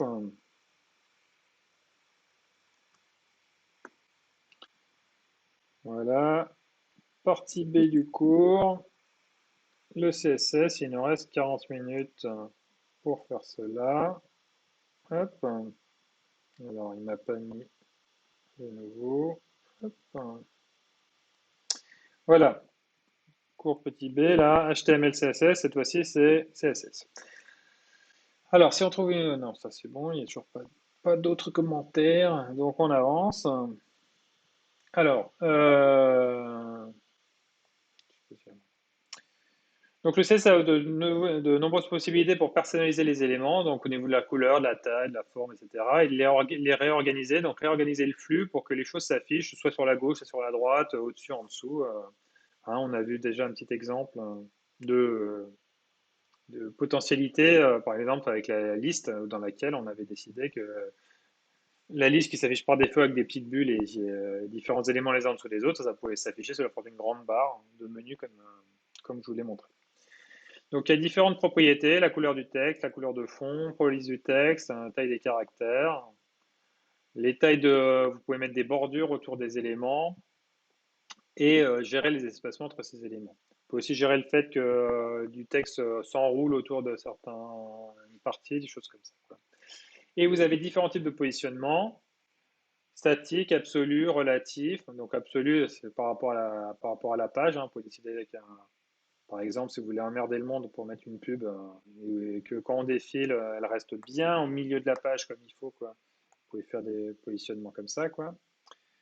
Même si je crois que c'est pas forcément. Il y en a qui s'amusent juste à le mettre, à gérer les pubs en JavaScript pour que ce soit encore plus pénible. Relatif, fixe ou float. Voilà, on va avoir différents éléments comme ça de positionnement. Bon, alors il y a. Bon, je pense pas qu'on viendra à bout de toutes les trucs à savoir. Bon, l'idée, c'est juste que vous soyez conscient qu'il y a ces éléments-là et ensuite vous référez à une documentation pour le faire correctement, quoi. Donc, il faut savoir que les choses sont possibles, qu'il est possible de les faire et donc, une fois que vous savez ça, essayez de les faire correctement à l'aide donc d'une documentation. D'accord, évidemment, c'est pas forcément, il n'y a pas à apprendre toutes ces bêtises par cœur. Alors, hop, je vais lancer un peu vite. Je suis sur le mauvais. Non, c'est bon. Donc, je vous ai dit, le document HTML, il peut être modélisé sur un arbre d'hommes. Et donc, chaque élément peut avoir un parent et des enfants. Donc, l'héritage des styles, donc les feuilles de style en cascade, il y a un aspect d'héritage, plusieurs types d'héritage en fait. Donc, chaque élément hérite de son parent en général, et il y a des ordres de priorité de style. D'accord? Donc, le style le moins prioritaire, c'est le style par défaut du navigateur. Vous avez vu que en fait, les H1, H2, tout ça, ils les mettaient avec des tailles de police plus ou moins grandes. Vous avez vu que les liens étaient en bleu, soulignés, des choses comme ça. Donc ça, c'est les trucs par défaut du navigateur. Ça, c'est le moins prioritaire. Par rapport au style qui est défini à l'extérieur du document, donc via un lien. Par rapport au style qui est défini à l'intérieur du document dans l'entête, voilà, qui est un peu plus prioritaire. Et sinon, un truc, si vous écrivez dans la balise style égal et que vous mettez quelque chose, ça, c'est le truc le plus prioritaire. D'accord? Lui, il remplacera éventuellement les trucs précédents, quoi. Donc les styles définis en dernier remplacent les styles définis auparavant. Si vous redéfinissez une propriété qui a déjà été définie auparavant, elle est remplacée. Mais ils se combinent entre eux. D'accord? Donc tout ce que vous n'avez pas redéfini, ça reste. D'accord? Donc le style, vous conservez le style du nœud parent. Donc il y a des choses qui ne s'héritent pas. Donc les propriétés relatives aux bordures. Donc s'il y a une bordure ou pas autour de votre boîte, ça, il ne le garde pas. Et le style de positionnement, les marges et le padding, ça, on va voir juste après, on va voir ce que c'est. Ça non plus, c'est pas conservé, sinon ce serait un petit peu une horreur. Voilà, donc vous pouvez, ce que je viens de dire ici, c'est que vous pouvez écrire votre code CSS, donc de style, directement dans la balise avec style. J'ai vu tout à l'heure. Donc ça, c'est par exemple, si je veux un texte en bleu de taille 10 pixels, hein, j'écris style égal, et puis je peux écrire ici des propriétés CSS directement comme ça. Donc ça, c'est le truc le plus prioritaire que j'ai mentionné. Bon, évidemment, c'est peut-être pas le truc idéal, hein. Bon, normalement, vaut mieux mettre la maximum de trucs dans votre feuille de style. Si vous mettez des trucs en dur comme ça, il y en a qui sont les plus prioritaires. Bah, si vous décidez, par exemple, que si vous êtes amusé à marquer ça partout sur un certain texte sur vos pages, parce que vous voulez qu'il s'affiche de cette manière-là, et qu'un jour vous décidiez, vous avez changé de charte graphique et vous voulez que ça s'affiche différemment, bah, vous avez tout votre HTML à aller regarder pour aller rechanger tous ces machins-là, quoi. Alors que si c'est défini dans la feuille de style, c'est centralisé, vous avez juste à changer la feuille de style et hop, automatiquement, vous n'avez pas à changer le HTML de vos pages, c'est changé tout de suite, tout seul, quoi. Alors, vous avez aussi la partie, entre les balises style, où vous écrivez du code CSS directement dans le code HTML. Bon, pourquoi pas. Bon, c'est possible, ça ne change rien par rapport à... Bon. Si vous avez vraiment du code qui est spécifique à la page dans laquelle vous faites ça, et qu'il est maintenu en gros de manière externe et puis il est juste combiné au dernier moment pour générer la page HTML via votre React ou je ne sais pas quoi, à ce moment-là, vous pouvez faire ça comme ça, quoi. Euh, Sinon, je vous dis, il vaut mieux mettre ça dans une feuille de style à part ici, ce qui a l'avantage qu'elle est chargée une bonne fois pour toutes et ensuite, si elle est commune à toutes vos pages, là, c'est marqué ici recommandé, bah, elle sera plus rechargée par le navigateur, donc ça économise de la bande passante et en même temps, vous avez moins de problèmes. Voilà. Donc voilà pour les manières de faire des feuilles de style. Alors la syntaxe d'un CSS, dans un fichier CSS ou dans le fichier, dans le code CSS ici dans une balise style. Je ne parle pas de ça.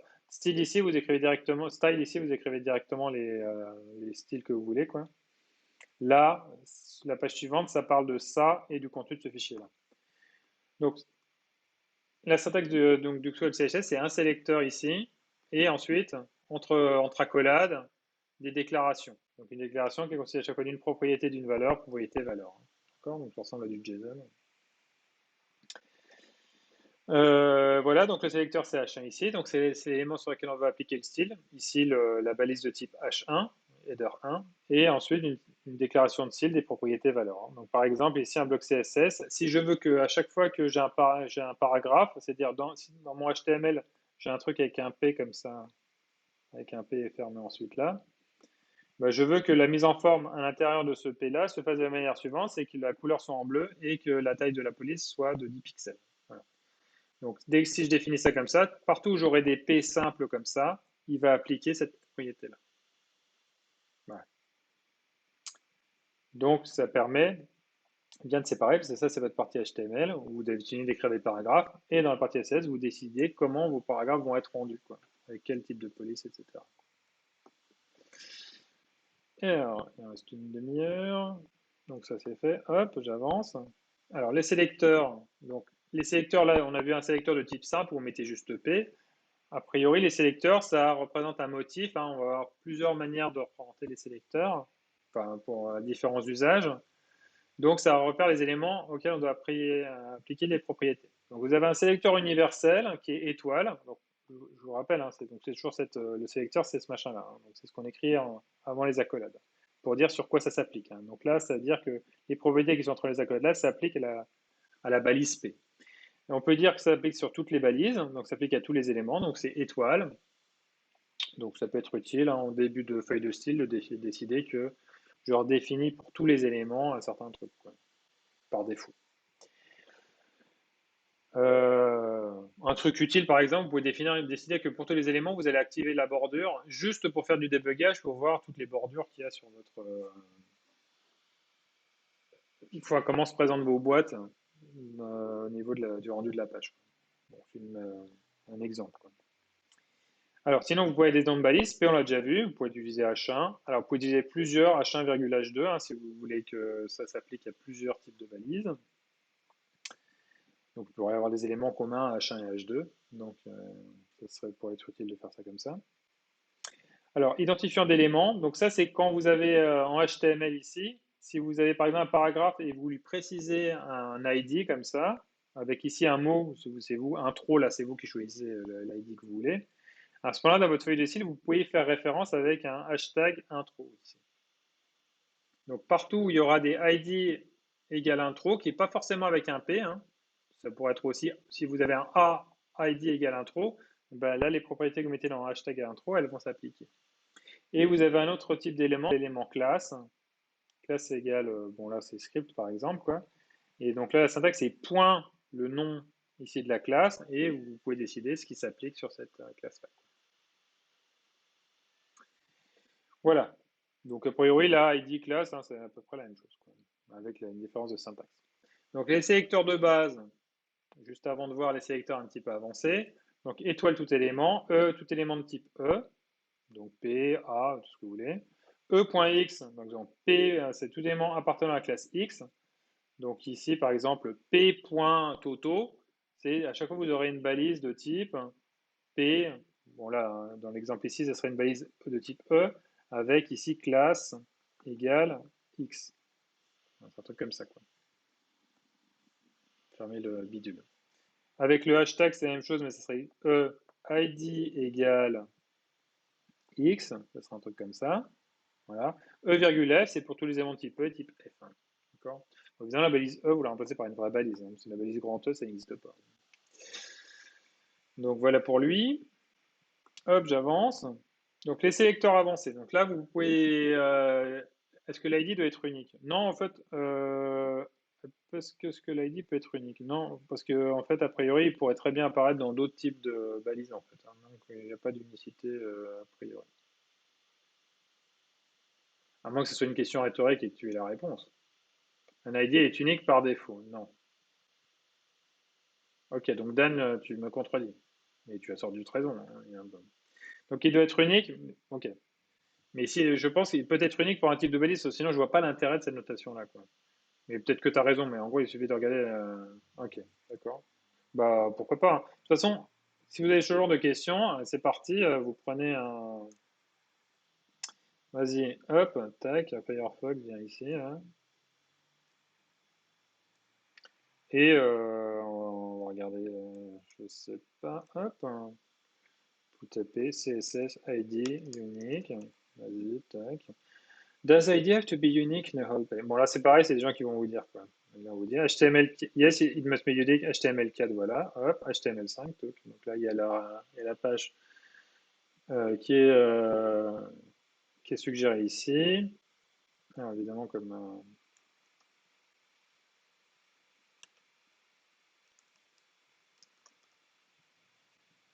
bon, vous le cherchez là-dedans. Voilà. ID, attribute specifies its elements, unique identifier. Ok. Donc, il doit être unique. Voilà, ça répond à la question. Paf! Donc, n'hésitez pas à intervenir et même à répondre ou à compléter ce que je dis. Voilà. Hop, on revient ici. Donc l'ID doit être unique, c'est la différence entre les deux. Enfin, moi, à l'époque où je faisais des sites web, j'utilisais que des classes, j'avais pas trop l'ID, j'utilisais pas trop les ID, quoi. Même pas du tout. Hop, parce que classe faisait largement le boulot. Donc vous avez aussi, vous pouvez définir aussi les propriétés sur des éléments suivant le contexte dans lequel ils apparaissent, quoi. Donc E suivi de F, hein, ça va définir la propriété de F à chaque fois qu'ils suivent un élément E, qui est descendant de E. Par exemple, si vous avez un EM à l'intérieur d'un P, P, et ensuite dedans vous avez vous avez du texte, vous avez un EM pour emphasis là pour mettre en relief et tout ça quoi, et puis ensuite vous fermez votre P. Donc si vous avez un élément ici, donc E ça va être P, EM c'est l'élément voilà. Dès que vous avez EM à l'intérieur de P, et ben, ça va définir comment le EM va être stylé quoi. Voilà. E supérieur à F, c'est tout élément F qui est un enfant direct, d'accord? Parce que là, c'est un descendant, donc il pourrait y avoir éventuellement d'autres types de balises encore à ce niveau-là. Là. Voilà. First child pour le premier truc. E plus F, tous les éléments F directement précédés d'un élément de E, donc ça, c'est s'ils se suivent. Donc vous pouvez définir par exemple le premier paragraphe qui suit un H1, il a une certaine, ou un H2, il a une certaine propriété. Un élément qui possède un attribut X, un élément E qui possède un attribut X, deux valeurs Y, qui ne possède pas. Voilà, enfin, vous avez toutes sortes de trucs. Je passe rapidement parce que j'aimerais bien arriver au bout et tout ça, quoi. Donc ça, c'est des éléments où, quand votre balise apparaît dans un certain contexte. Vous pouvez définir un style qui est un peu différent. Bon, c'est pour être le cas d'un paragraphe, si c'est le premier paragraphe, décider qu'il n'est pas indenté ou des choses comme ça, quoi. Vous avez aussi des éléments comme ça qui déterminent si un lien a été visité ou pas. Vous pouvez changer son style éventuellement. Ou quand vous placez, en gros, quand vous avancez une souris sur un élément, ou si un élément a le focus. Par exemple, quand vous avez cliqué sur une barre de texte, de saisie de texte, a priori elle a le focus parce que vous avez mis le curseur à l'intérieur. Vous avez aussi, si vous passez sur un lien, Hover, là, si vous passez par-dessus un lien, vous pouvez décider qu'il change de couleur, des choses comme ça, pour bien signifier à l'utilisateur qu'il a un lien, quoi. Donc vous avez des éléments un petit peu dynamiques comme ça qui existent par défaut, en fait, sans avoir à faire du JavaScript ou autre chose. Donc vous avez différentes propriétés, propriétés de conteneur, textuel, liste, tableau, positionnement. Voilà. Donc le truc de base, en fait, c'est pour ça que je suis allé un petit peu, j'ai avancé un petit peu rapidement là, c'est pour qu'on voit ces histoires de marge de boîte en fait. Donc partout où vous allez écrire des trucs, donc à chaque fois que vous avez du texte, il est à l'intérieur d'une boîte. Ou une image, c'est à l'intérieur d'une boîte. Donc tous les petits éléments dans votre DOM, en fait, votre arbre et tout ça, chaque nœud de votre arbre, en fait, c'est une boîte.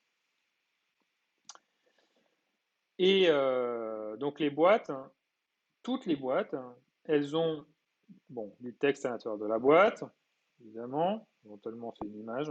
Voilà. Elles ont un padding, donc il y a une espèce d'espacement entre le texte de la boîte et ici la bordure. Cette même bordure ici, elle peut avoir un style ou aussi une certaine épaisseur. Et vous avez aussi une marge en plus, voilà, qui va vous définir en fait à la fin toute votre boîte. Enfin, l'espace occupé par toute votre boîte, quoi. Et a priori, votre boîte, elle a une certaine largeur et hauteur, et c'est ça sa largeur. Et c'est ça sa hauteur. C'est là où il y a le texte, d'accord?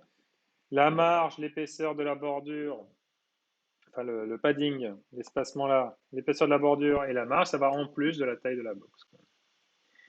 Sauf pour Internet Explorer, où en fait la taille de la boîte, c'était la taille de la boîte qui est bleue ici.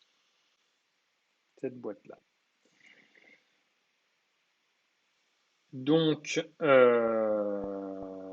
voilà, je ne sais pas si leur nouveau navigateur utilise la même bêtise ou pas. En gros, ça respectait pas la norme, donc c'était une horreur, quoi.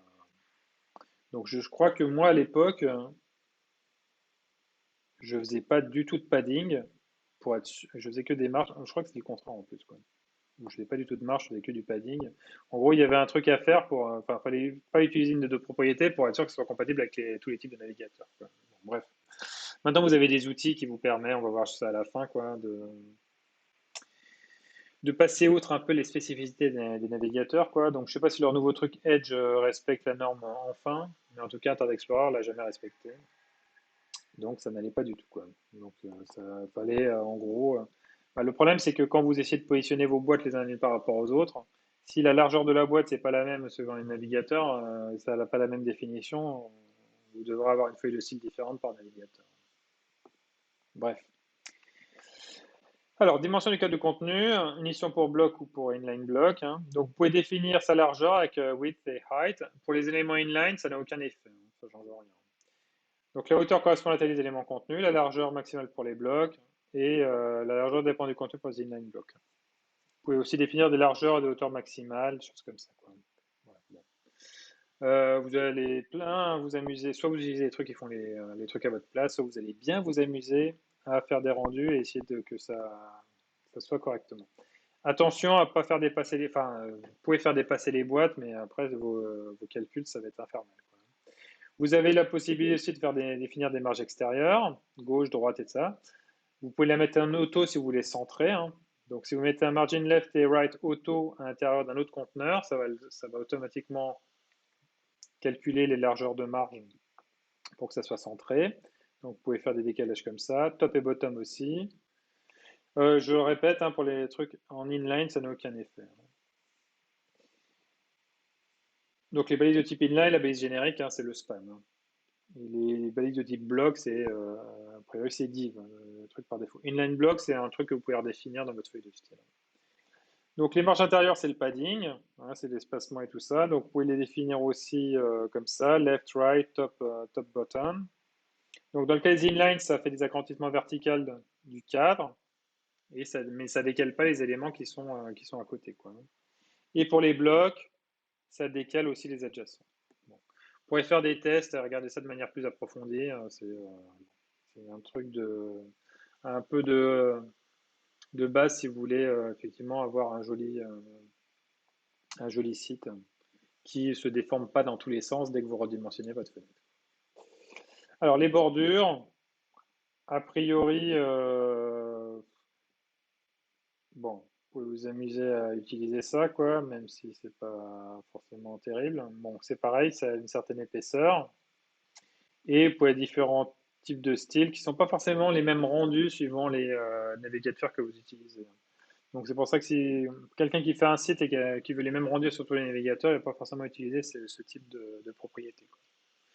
Il va peut-être mettre une boîte à l'intérieur d'une boîte avec un fond de la boîte qui est en contenante, qui va être un peu spécial, de sorte qu'il y ait une espèce d'effet qui fait un effet boîte qui sera correct, enfin, qui correspondra à ce qu'ils veulent vraiment donner,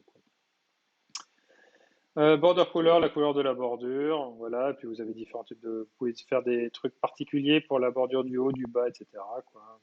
Bref, c'est pas les bordures, c'est pas ce que vous allez utiliser le plus, quoi. Et vous avez des propriétés d'affichage, visibles ou cachées. Donc vous pouvez préciser hidden sur un paragraphe, par exemple, hein. Si vous avez un P et vous mettez une propriété hidden dedans, quoi. Donc visibility, ou sinon vous l'écrivez dans votre feuille de style aussi, hein. Si hidden, bah en fait il ne sera pas affiché, quoi. Bon, c'est plus utile en fait. Voilà, si vous voulez mettre ça, vous pouvez faire éventuellement avoir des parties cachées, pourquoi pas. Pour des formulaires, ça pourrait servir. Mais plus utile, c'est éventuellement si vous voulez cacher des trucs à la volée. À ce moment-là, ce sera quand vous manipulerez l'arbre DOM. Vous pourrez faire ça en JavaScript, changer la propriété d'éléments pour qu'ils deviennent cachés de temps en temps. Voilà, si vous voulez voir des choses apparaître ou pas, quoi. Display none, supprime carrément un élément. Ouais. Merci, Cossy, de ta remarque. Donc, on peut éventuellement virer complètement l'élément aussi, quoi. Mais du coup, il disparaît, donc les autres éléments, ils vont se réagencer autour de ce machin-là, quoi. Donc, à voir aussi, quoi. Clip, donc si vous voulez faire du clipping, c'est des éléments qui recoupent d'autres boîtes. Voilà, le shadow, c'est vous voulez mettre une ombre, à mon avis, personne ne fait ça. Voilà, affichage, vous pouvez faire des boîtes transparentes ou opaques. Euh, Mettre un background, c'est une image en fait. Donc ce serait une image qui ne sera pas chargée avec la balise IMG, mais qui sera chargée dans votre CSS, via votre CSS, dans lequel vous allez pouvoir mettre un fond qui soit fixe, soit qui défile ou tout ça. Bon, s'il reste fixe, ouais.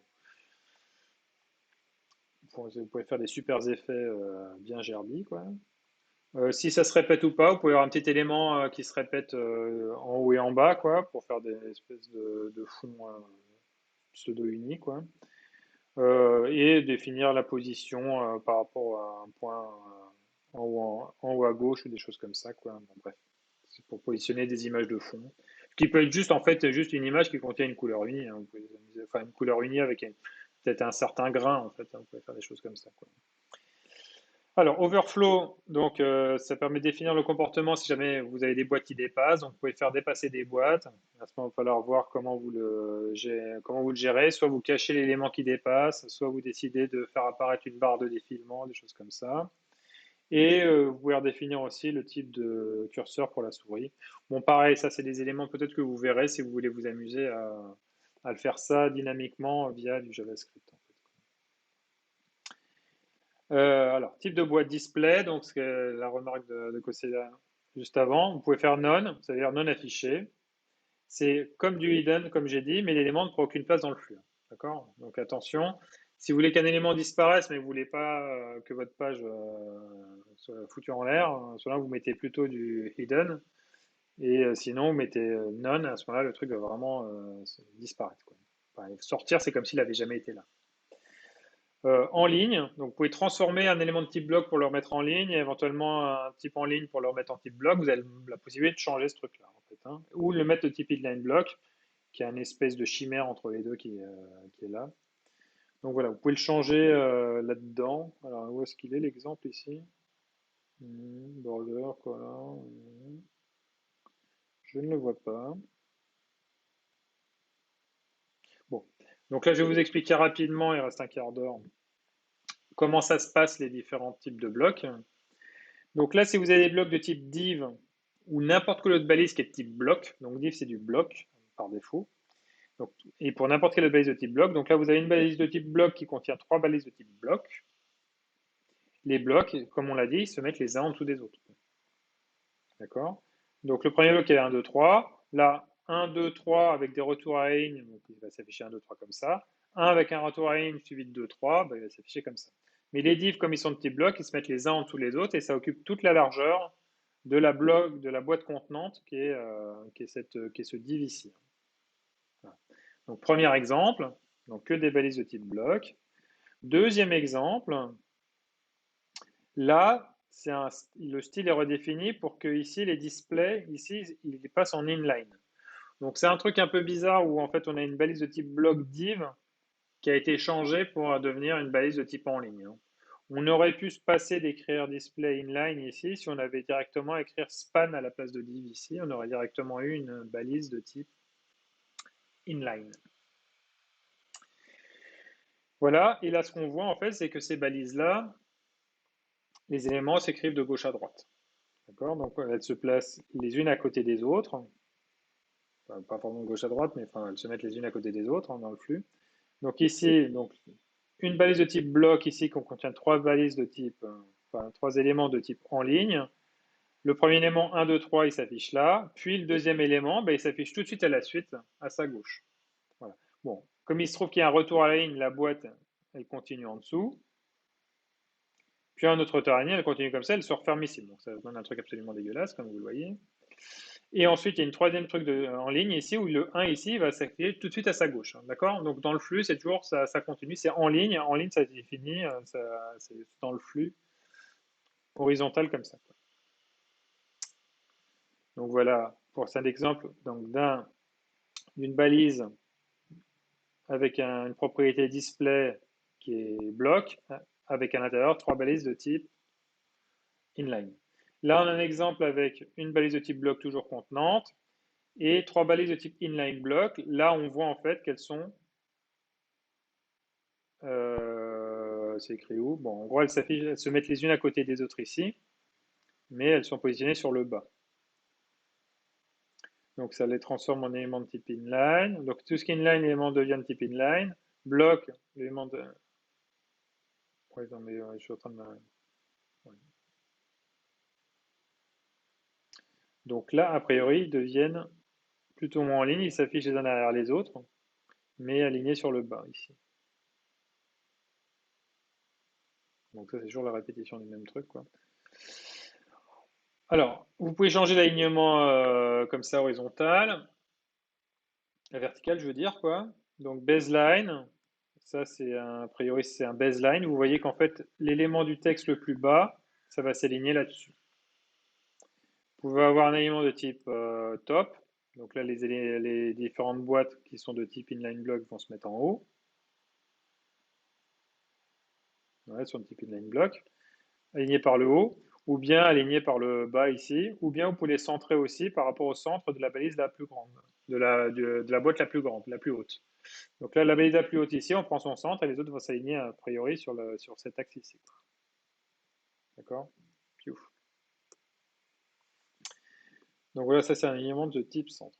Bon, bref, il y a plein de manières comme ça. Essayez de faire simple au départ, quoi, de pas faire des trucs compliqués. Je crois qu'on ne parle pas de float ici, ou peut-être qu'après, je ne sais plus quoi. Mais float aussi, c'est pour sortir votre boîte complètement du flux, pour éventuellement, si vous voulez si votre menu était défini à la fin, et vous voulez mettre complètement sur la gauche, mais en haut de la page, vous pouvez le mettre en type float pour qu'il se repositionne hors du flux. Quoi. Bon. Vous êtes propriété textuelle, donc changez les types de police, font family, changez les tailles de police avec différents types d'unités possibles. Donc pixels, EM par rapport à la taille de police du navigateur par défaut. Donc c'est EM, ça permet aussi de les redéfinir si vous demandez d'agrandir ou la gestion de l'agrandissement de la page sur votre navigateur. Hein, ça dépend un peu des navigateurs, même si je pense que maintenant ils ont à peu près tous le même comportement, quoi. Mais il y en a qui essayent de faire des espèces de vrais zooms, quoi, et d'autres en fait qui le feront en quadratin comme ça, quoi. Donc il faut toujours avoir une taille de police qui est relative éventuellement à votre largeur de page ou des choses comme ça. Donc il y a des possibilités de faire des trucs comme ça. Enfin, bref. Ou la couleur du texte, etc. Quoi. Et différents types de styles aussi. Vous avez toute une liste là, je vous laisse vous y référer si vous avez besoin, parce qu'il ne nous reste que 10 minutes et j'aimerais terminer quand même sur ce qu'on peut faire en JavaScript un petit peu pour transformer les CSS. Mise en forme texte indent, ouais, indentation, texte shadow, bon bref, on va regarder un peu tout ça. A priori, c'est vraiment du raffinement. Vous, pour l'instant, au départ, vous devrez afficher des trucs, des formulaires et du texte. Quand vous aurez commencé à faire ça et que tout s'affichera bien, a priori, vous pourrez commencer à vous plonger sur le style. Et on ne va pas voir ça exactement maintenant, parce que sinon vous aurez tout oublié. Quoi. Mais moi aussi, je ne connais pas toutes ces bêtises par cœur. Quoi. Texte à ligne, voilà, si vous voulez justifier à gauche, à droite ou autre chose. Vous pouvez redéfinir le type des listes, le type de numérotation dans les listes, changer les types de listes avec les puces par une image particulière. Voilà, tout ça, c'est assez peu utilisé. Voilà, haut de positionnement, relatif, absolu, fixe, flottant. Donc ça, c'est pour définir la position de votre boîte par rapport aux autres boîtes. Je veux dire, flottant, c'est pour la sortir du flux. Absolu, c'est vraiment que le truc qui soit par rapport à la page de votre navigateur. C'est pas terrible. Donc voilà, je vous laisse regarder tout ça parce qu'il faudrait qu'on passe voilà, un truc comme exemple en positionnement absolu. Alors, propriété de positionnement, distance à la position. Là, blablabla. Voilà, donc comme je dis, c'est assez peu utile, quoi. Donc, vous voulez regarder en détail ou regarder des tutos. Voilà. Donc le mieux, c'est de faire du positionnement relatif pour placer vos boîtes comme il faut. Un exemple de positionnement relatif ici, donc à 70 pixels de la boîte contenante, à partir du haut, quoi. Vous pouvez faire comme ça. Alors, positionnement fixe, hop, je passe, il faut que j'avance. Positionnement flottant, ça c'est pas mal, effectivement, si vous voulez faire du texte qui épouse une image, par exemple, vous avez mis une image. Donc par défaut, si vous mettez une image et le texte, en fait, le texte, il va s'écrire, comme c'est des balises en ligne, le texte, il va commencer à s'écrire directement, vous avez votre image comme ça, il va s'écrire directement en bas et ensuite passer à la ligne comme ça. Bon, ce qui n'est pas terrible. Si vous voulez utiliser cet espace-là, qui n'est pas utilisé là, vous le mettez en flottant et, pour qu'il se mette sur la gauche, quoi. Et donc, le texte va finir par épouser il va sortir du flux. C'est-à-dire que la boîte de texte, ça va être la grande boîte qui est là. Et elle sera sortie du flux, elle va se superposer. Et par contre, le texte à l'intérieur de la boîte, lui, va épouser le truc. Vous pouvez faire des trucs plus élaborés comme ça. Voilà. Hop, hop, hop, j'avance. Vous n'avez pas de questions, c'est parfait. Bon. Ensuite, j'ai une propriété z-index aussi pour dire qui s'affiche devant quoi. Ça, c'est une possibilité aussi. Si vous avez des boîtes qui dépassent ou des trucs de type flottant comme ça peut être utile. Bon, alors je vais vous montrer pour terminer, en fait, il nous reste 7 minutes, PostCSS. Donc PostCSS, c'est une bibliothèque comme les bibliothèques qu'on a déjà vues, Express, Mocha, tous ces machins-là qu'on a déjà vus pour la partie serveur, donc qui est plutôt utilisé, enfin qui est utilisé en fait pour la partie client. Donc c'est une espèce de post-processeur, bon, ou un pré-processeur, bon, en gros, c'est un truc qui vous prend du CSS et qui vous recrache du CSS. Voilà. Donc ça permet de faire des transformations de CSS avec du code, en écrivant du code JavaScript. Et ça se substitue à d'autres outils qui sont aussi connus, hein, pour pouvoir faire ça. Donc SAS, qui est un langage qui permet de générer des CSS. C'est un langage propre a sa propre syntaxe et qui permet de définir un CSS parce qu'en fait, il y a certaines propriétés des CSS qui sont pas rendues forcément de la même manière selon les navigateurs. Donc, c'est ce qu'on va voir. Donc, comment ça se fonctionne ce truc-là? C'est que vous lui balancez du CSS, il va avoir un parseur qui va lire le CSS et avoir une représentation interne sous la forme d'un arbre. Et vous pouvez mettre différents plugins. Vous avez plein de plugins différents. Alors Bootstrap, oui, bah, c'est pas Bootstrap, mais on verra. J'aurai pas le temps de parler de Bootstrap, mais l'idée c'est que faut faire enfin, vous pourrez utiliser Bootstrap, mais en fait à l'examen, on vous demandera pas du Bootstrap, on vous demandera de faire du vrai CSS, quoi. Donc même si vous faites du Bootstrap, il faut savoir faire du vrai CSS. D'accord? Pour ceux qui ne savent pas, Bootstrap c'est une bibliothèque où vous avez plein d'éléments qui sont déjà préconçus pour le faire, quoi. Donc ça c'est pas du tout l'esprit. Là c'est vous écrivez votre propre CSS. Et après, vous décidez d'appliquer des plugins dessus pour qu'il le transforme. Pour le projet, on peut utiliser. Je viens de répondre à la question. Ouais. Donc, je ne sais pas si tu me parles de Bootstrap. PostCSS, vous pouvez utiliser. Bootstrap, vous pouvez utiliser. Mais Bootstrap, a priori, ça sera pas sur l'examen, on vous demandera du CSS, pas du Bootstrap, hein. D'accord. Donc, chaque année, vous demandez si vous pouvez utiliser Bootstrap. Oui, vous pouvez utiliser Bootstrap. Bon, bref, vous pluguez des trucs. Et à la fin, une fois qu'il a appliqué tous les plugins, il régénère le CSS avec le Stringnifier, qui est le contrôleur du parseur ici, et il régénère le CSS. Bon. Donc, il y a plusieurs types de modules que vous pouvez mettre dedans, enfin de plugins. Je vous en montrer quelques-uns. Donc, par exemple, il y a un plugin qui s'appelle Pre-CSS. Donc, ça permet d'utiliser du succinct syntaxe à la SAS. Donc, par exemple, si vous avez un truc où vous retrouvez une couleur assez souvent dans votre CSS, où vous voulez faire des opérations où justement positionner votre boîte d'une certaine manière, vous pouvez définir des variables comme ça en pixels et puis faire des opérations dessus. Donc voilà. Donc ça, c'est pas du CSS a priori. Enfin, il y a des parties qui ressemblent à du CSS et des parties en plus là, avec ce qu'on appelle du sucre syntaxique, c'est une syntaxe en plus, où là vous définissez des variables. Et là, par exemple, vous disiez que la largeur, et vous demandez de calculer 4 fois la largeur d'une colonne, par exemple, ou pour le menu ici. Ok, maintenant CSS support la déclaration de variables, formidable. Sauf que CSS le supporte, après les navigateurs, c'est pas sûr. C'est l'éternel problème avec le problème du développement web, c'est que la norme, elle peut définir un truc, les navigateurs, ils ne sont pas forcément forcés de suivre. D'autant plus que vous ne décidez pas que le navigateur que votre client va utiliser, quoi. Et s'il veut utiliser une antiquité, et que vous voulez quand même que son truc puisse le lire, bah, vous êtes obligé de faire un petit peu avec, quoi. Donc voilà, c'est pour ça qu'on vous montre ça, mais ta remarque est totalement justifiée, évidemment. Mais effectivement, si tous les navigateurs respectaient les normes, on ne serait pas à inventer des outils en plus et à payer des gens pour écrire des machins comme ça. Mais bon, ça génère de l'emploi, c'est cool, hein. Bref, donc vous écrivez un truc comme ça, vous le balancez dans ce module, dans ce plugin là, et il vous crache du CSS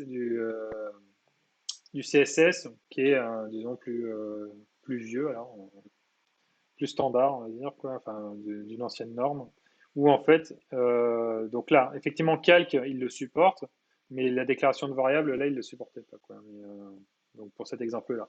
Donc ça pourrait faire en sorte que ça soit utilisé sur un navigateur qui ne prend pas en charge la déclaration de variable. Voilà. Donc pareil pour les couleurs. Alors un autre truc, alors ça c'est vraiment le machin le plus utilisé, c'est autopréfixeur. C'est si vous avez des propriétés ici, des préfixes quoi, qui sont génériques comme ça, mais qui ne sont pas utilisés de la même manière sur un navigateur, soit parce que c'est des propriétés avancées qui ne sont pas encore dans la norme, mais que les navigateurs mettent déjà en place, mais sous des noms différents.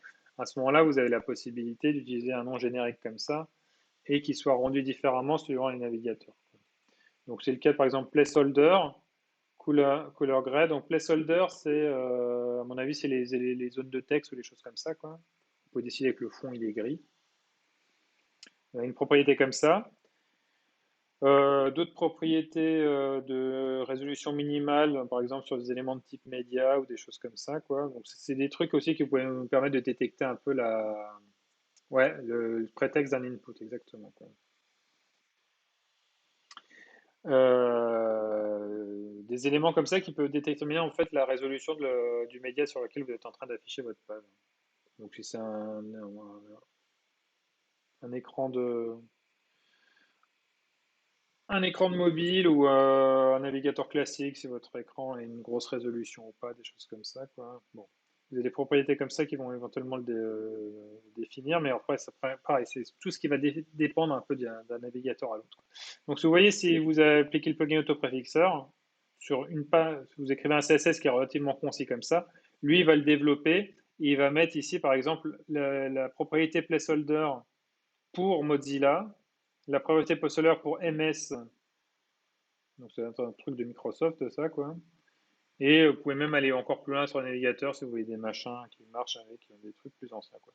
Et là, vous voyez, ouais, il a mis un truc WebKit. WebKit, c'est le Safari, en fait, où, qui a, enfin, le truc qui est utilisé dans KDE, en fait, hein, le navigateur de KDE. Et Chrome aussi, c'est WebKit? Ok, je pensais pas. Je pensais qu'ils avaient leur propre truc. Bon, à vérifier, hein. Mais je pensais qu'ils avaient fait leur propre moteur, en fait, quoi. Ce WebKit, c'est sûr que c'est le machin qui a été récupéré de KDE par Apple pour faire Safari.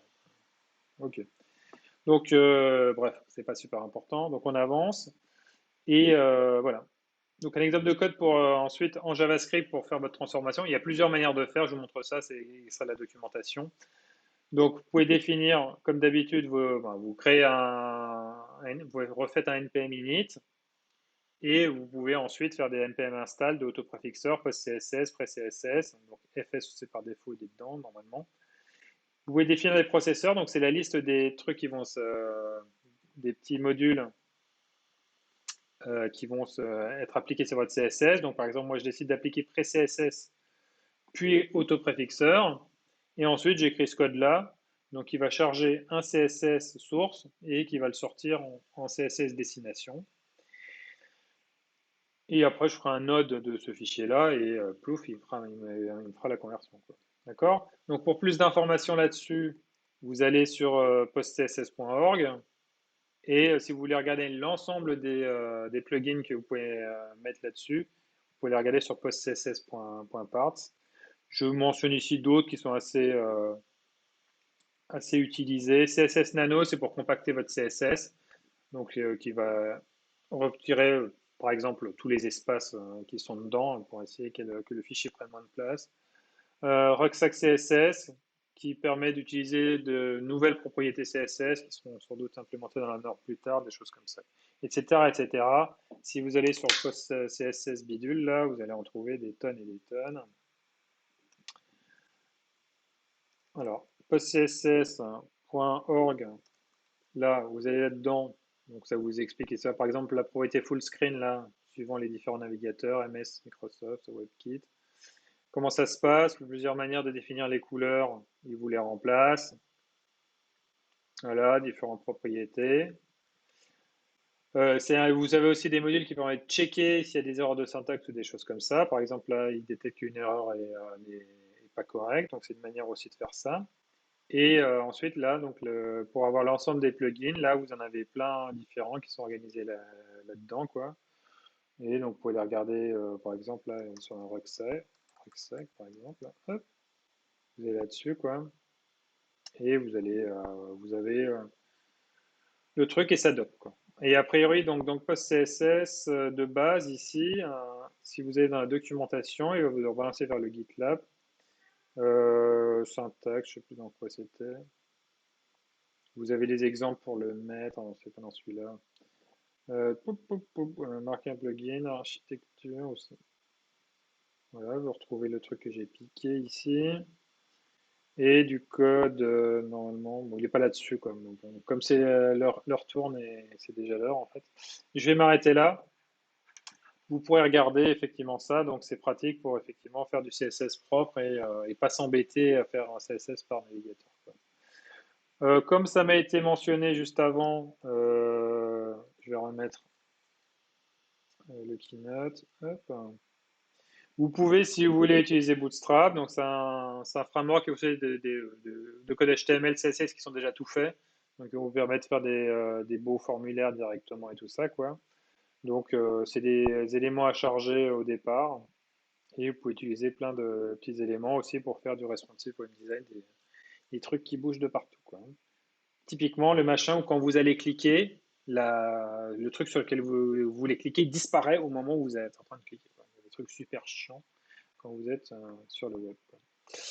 Voilà par exemple.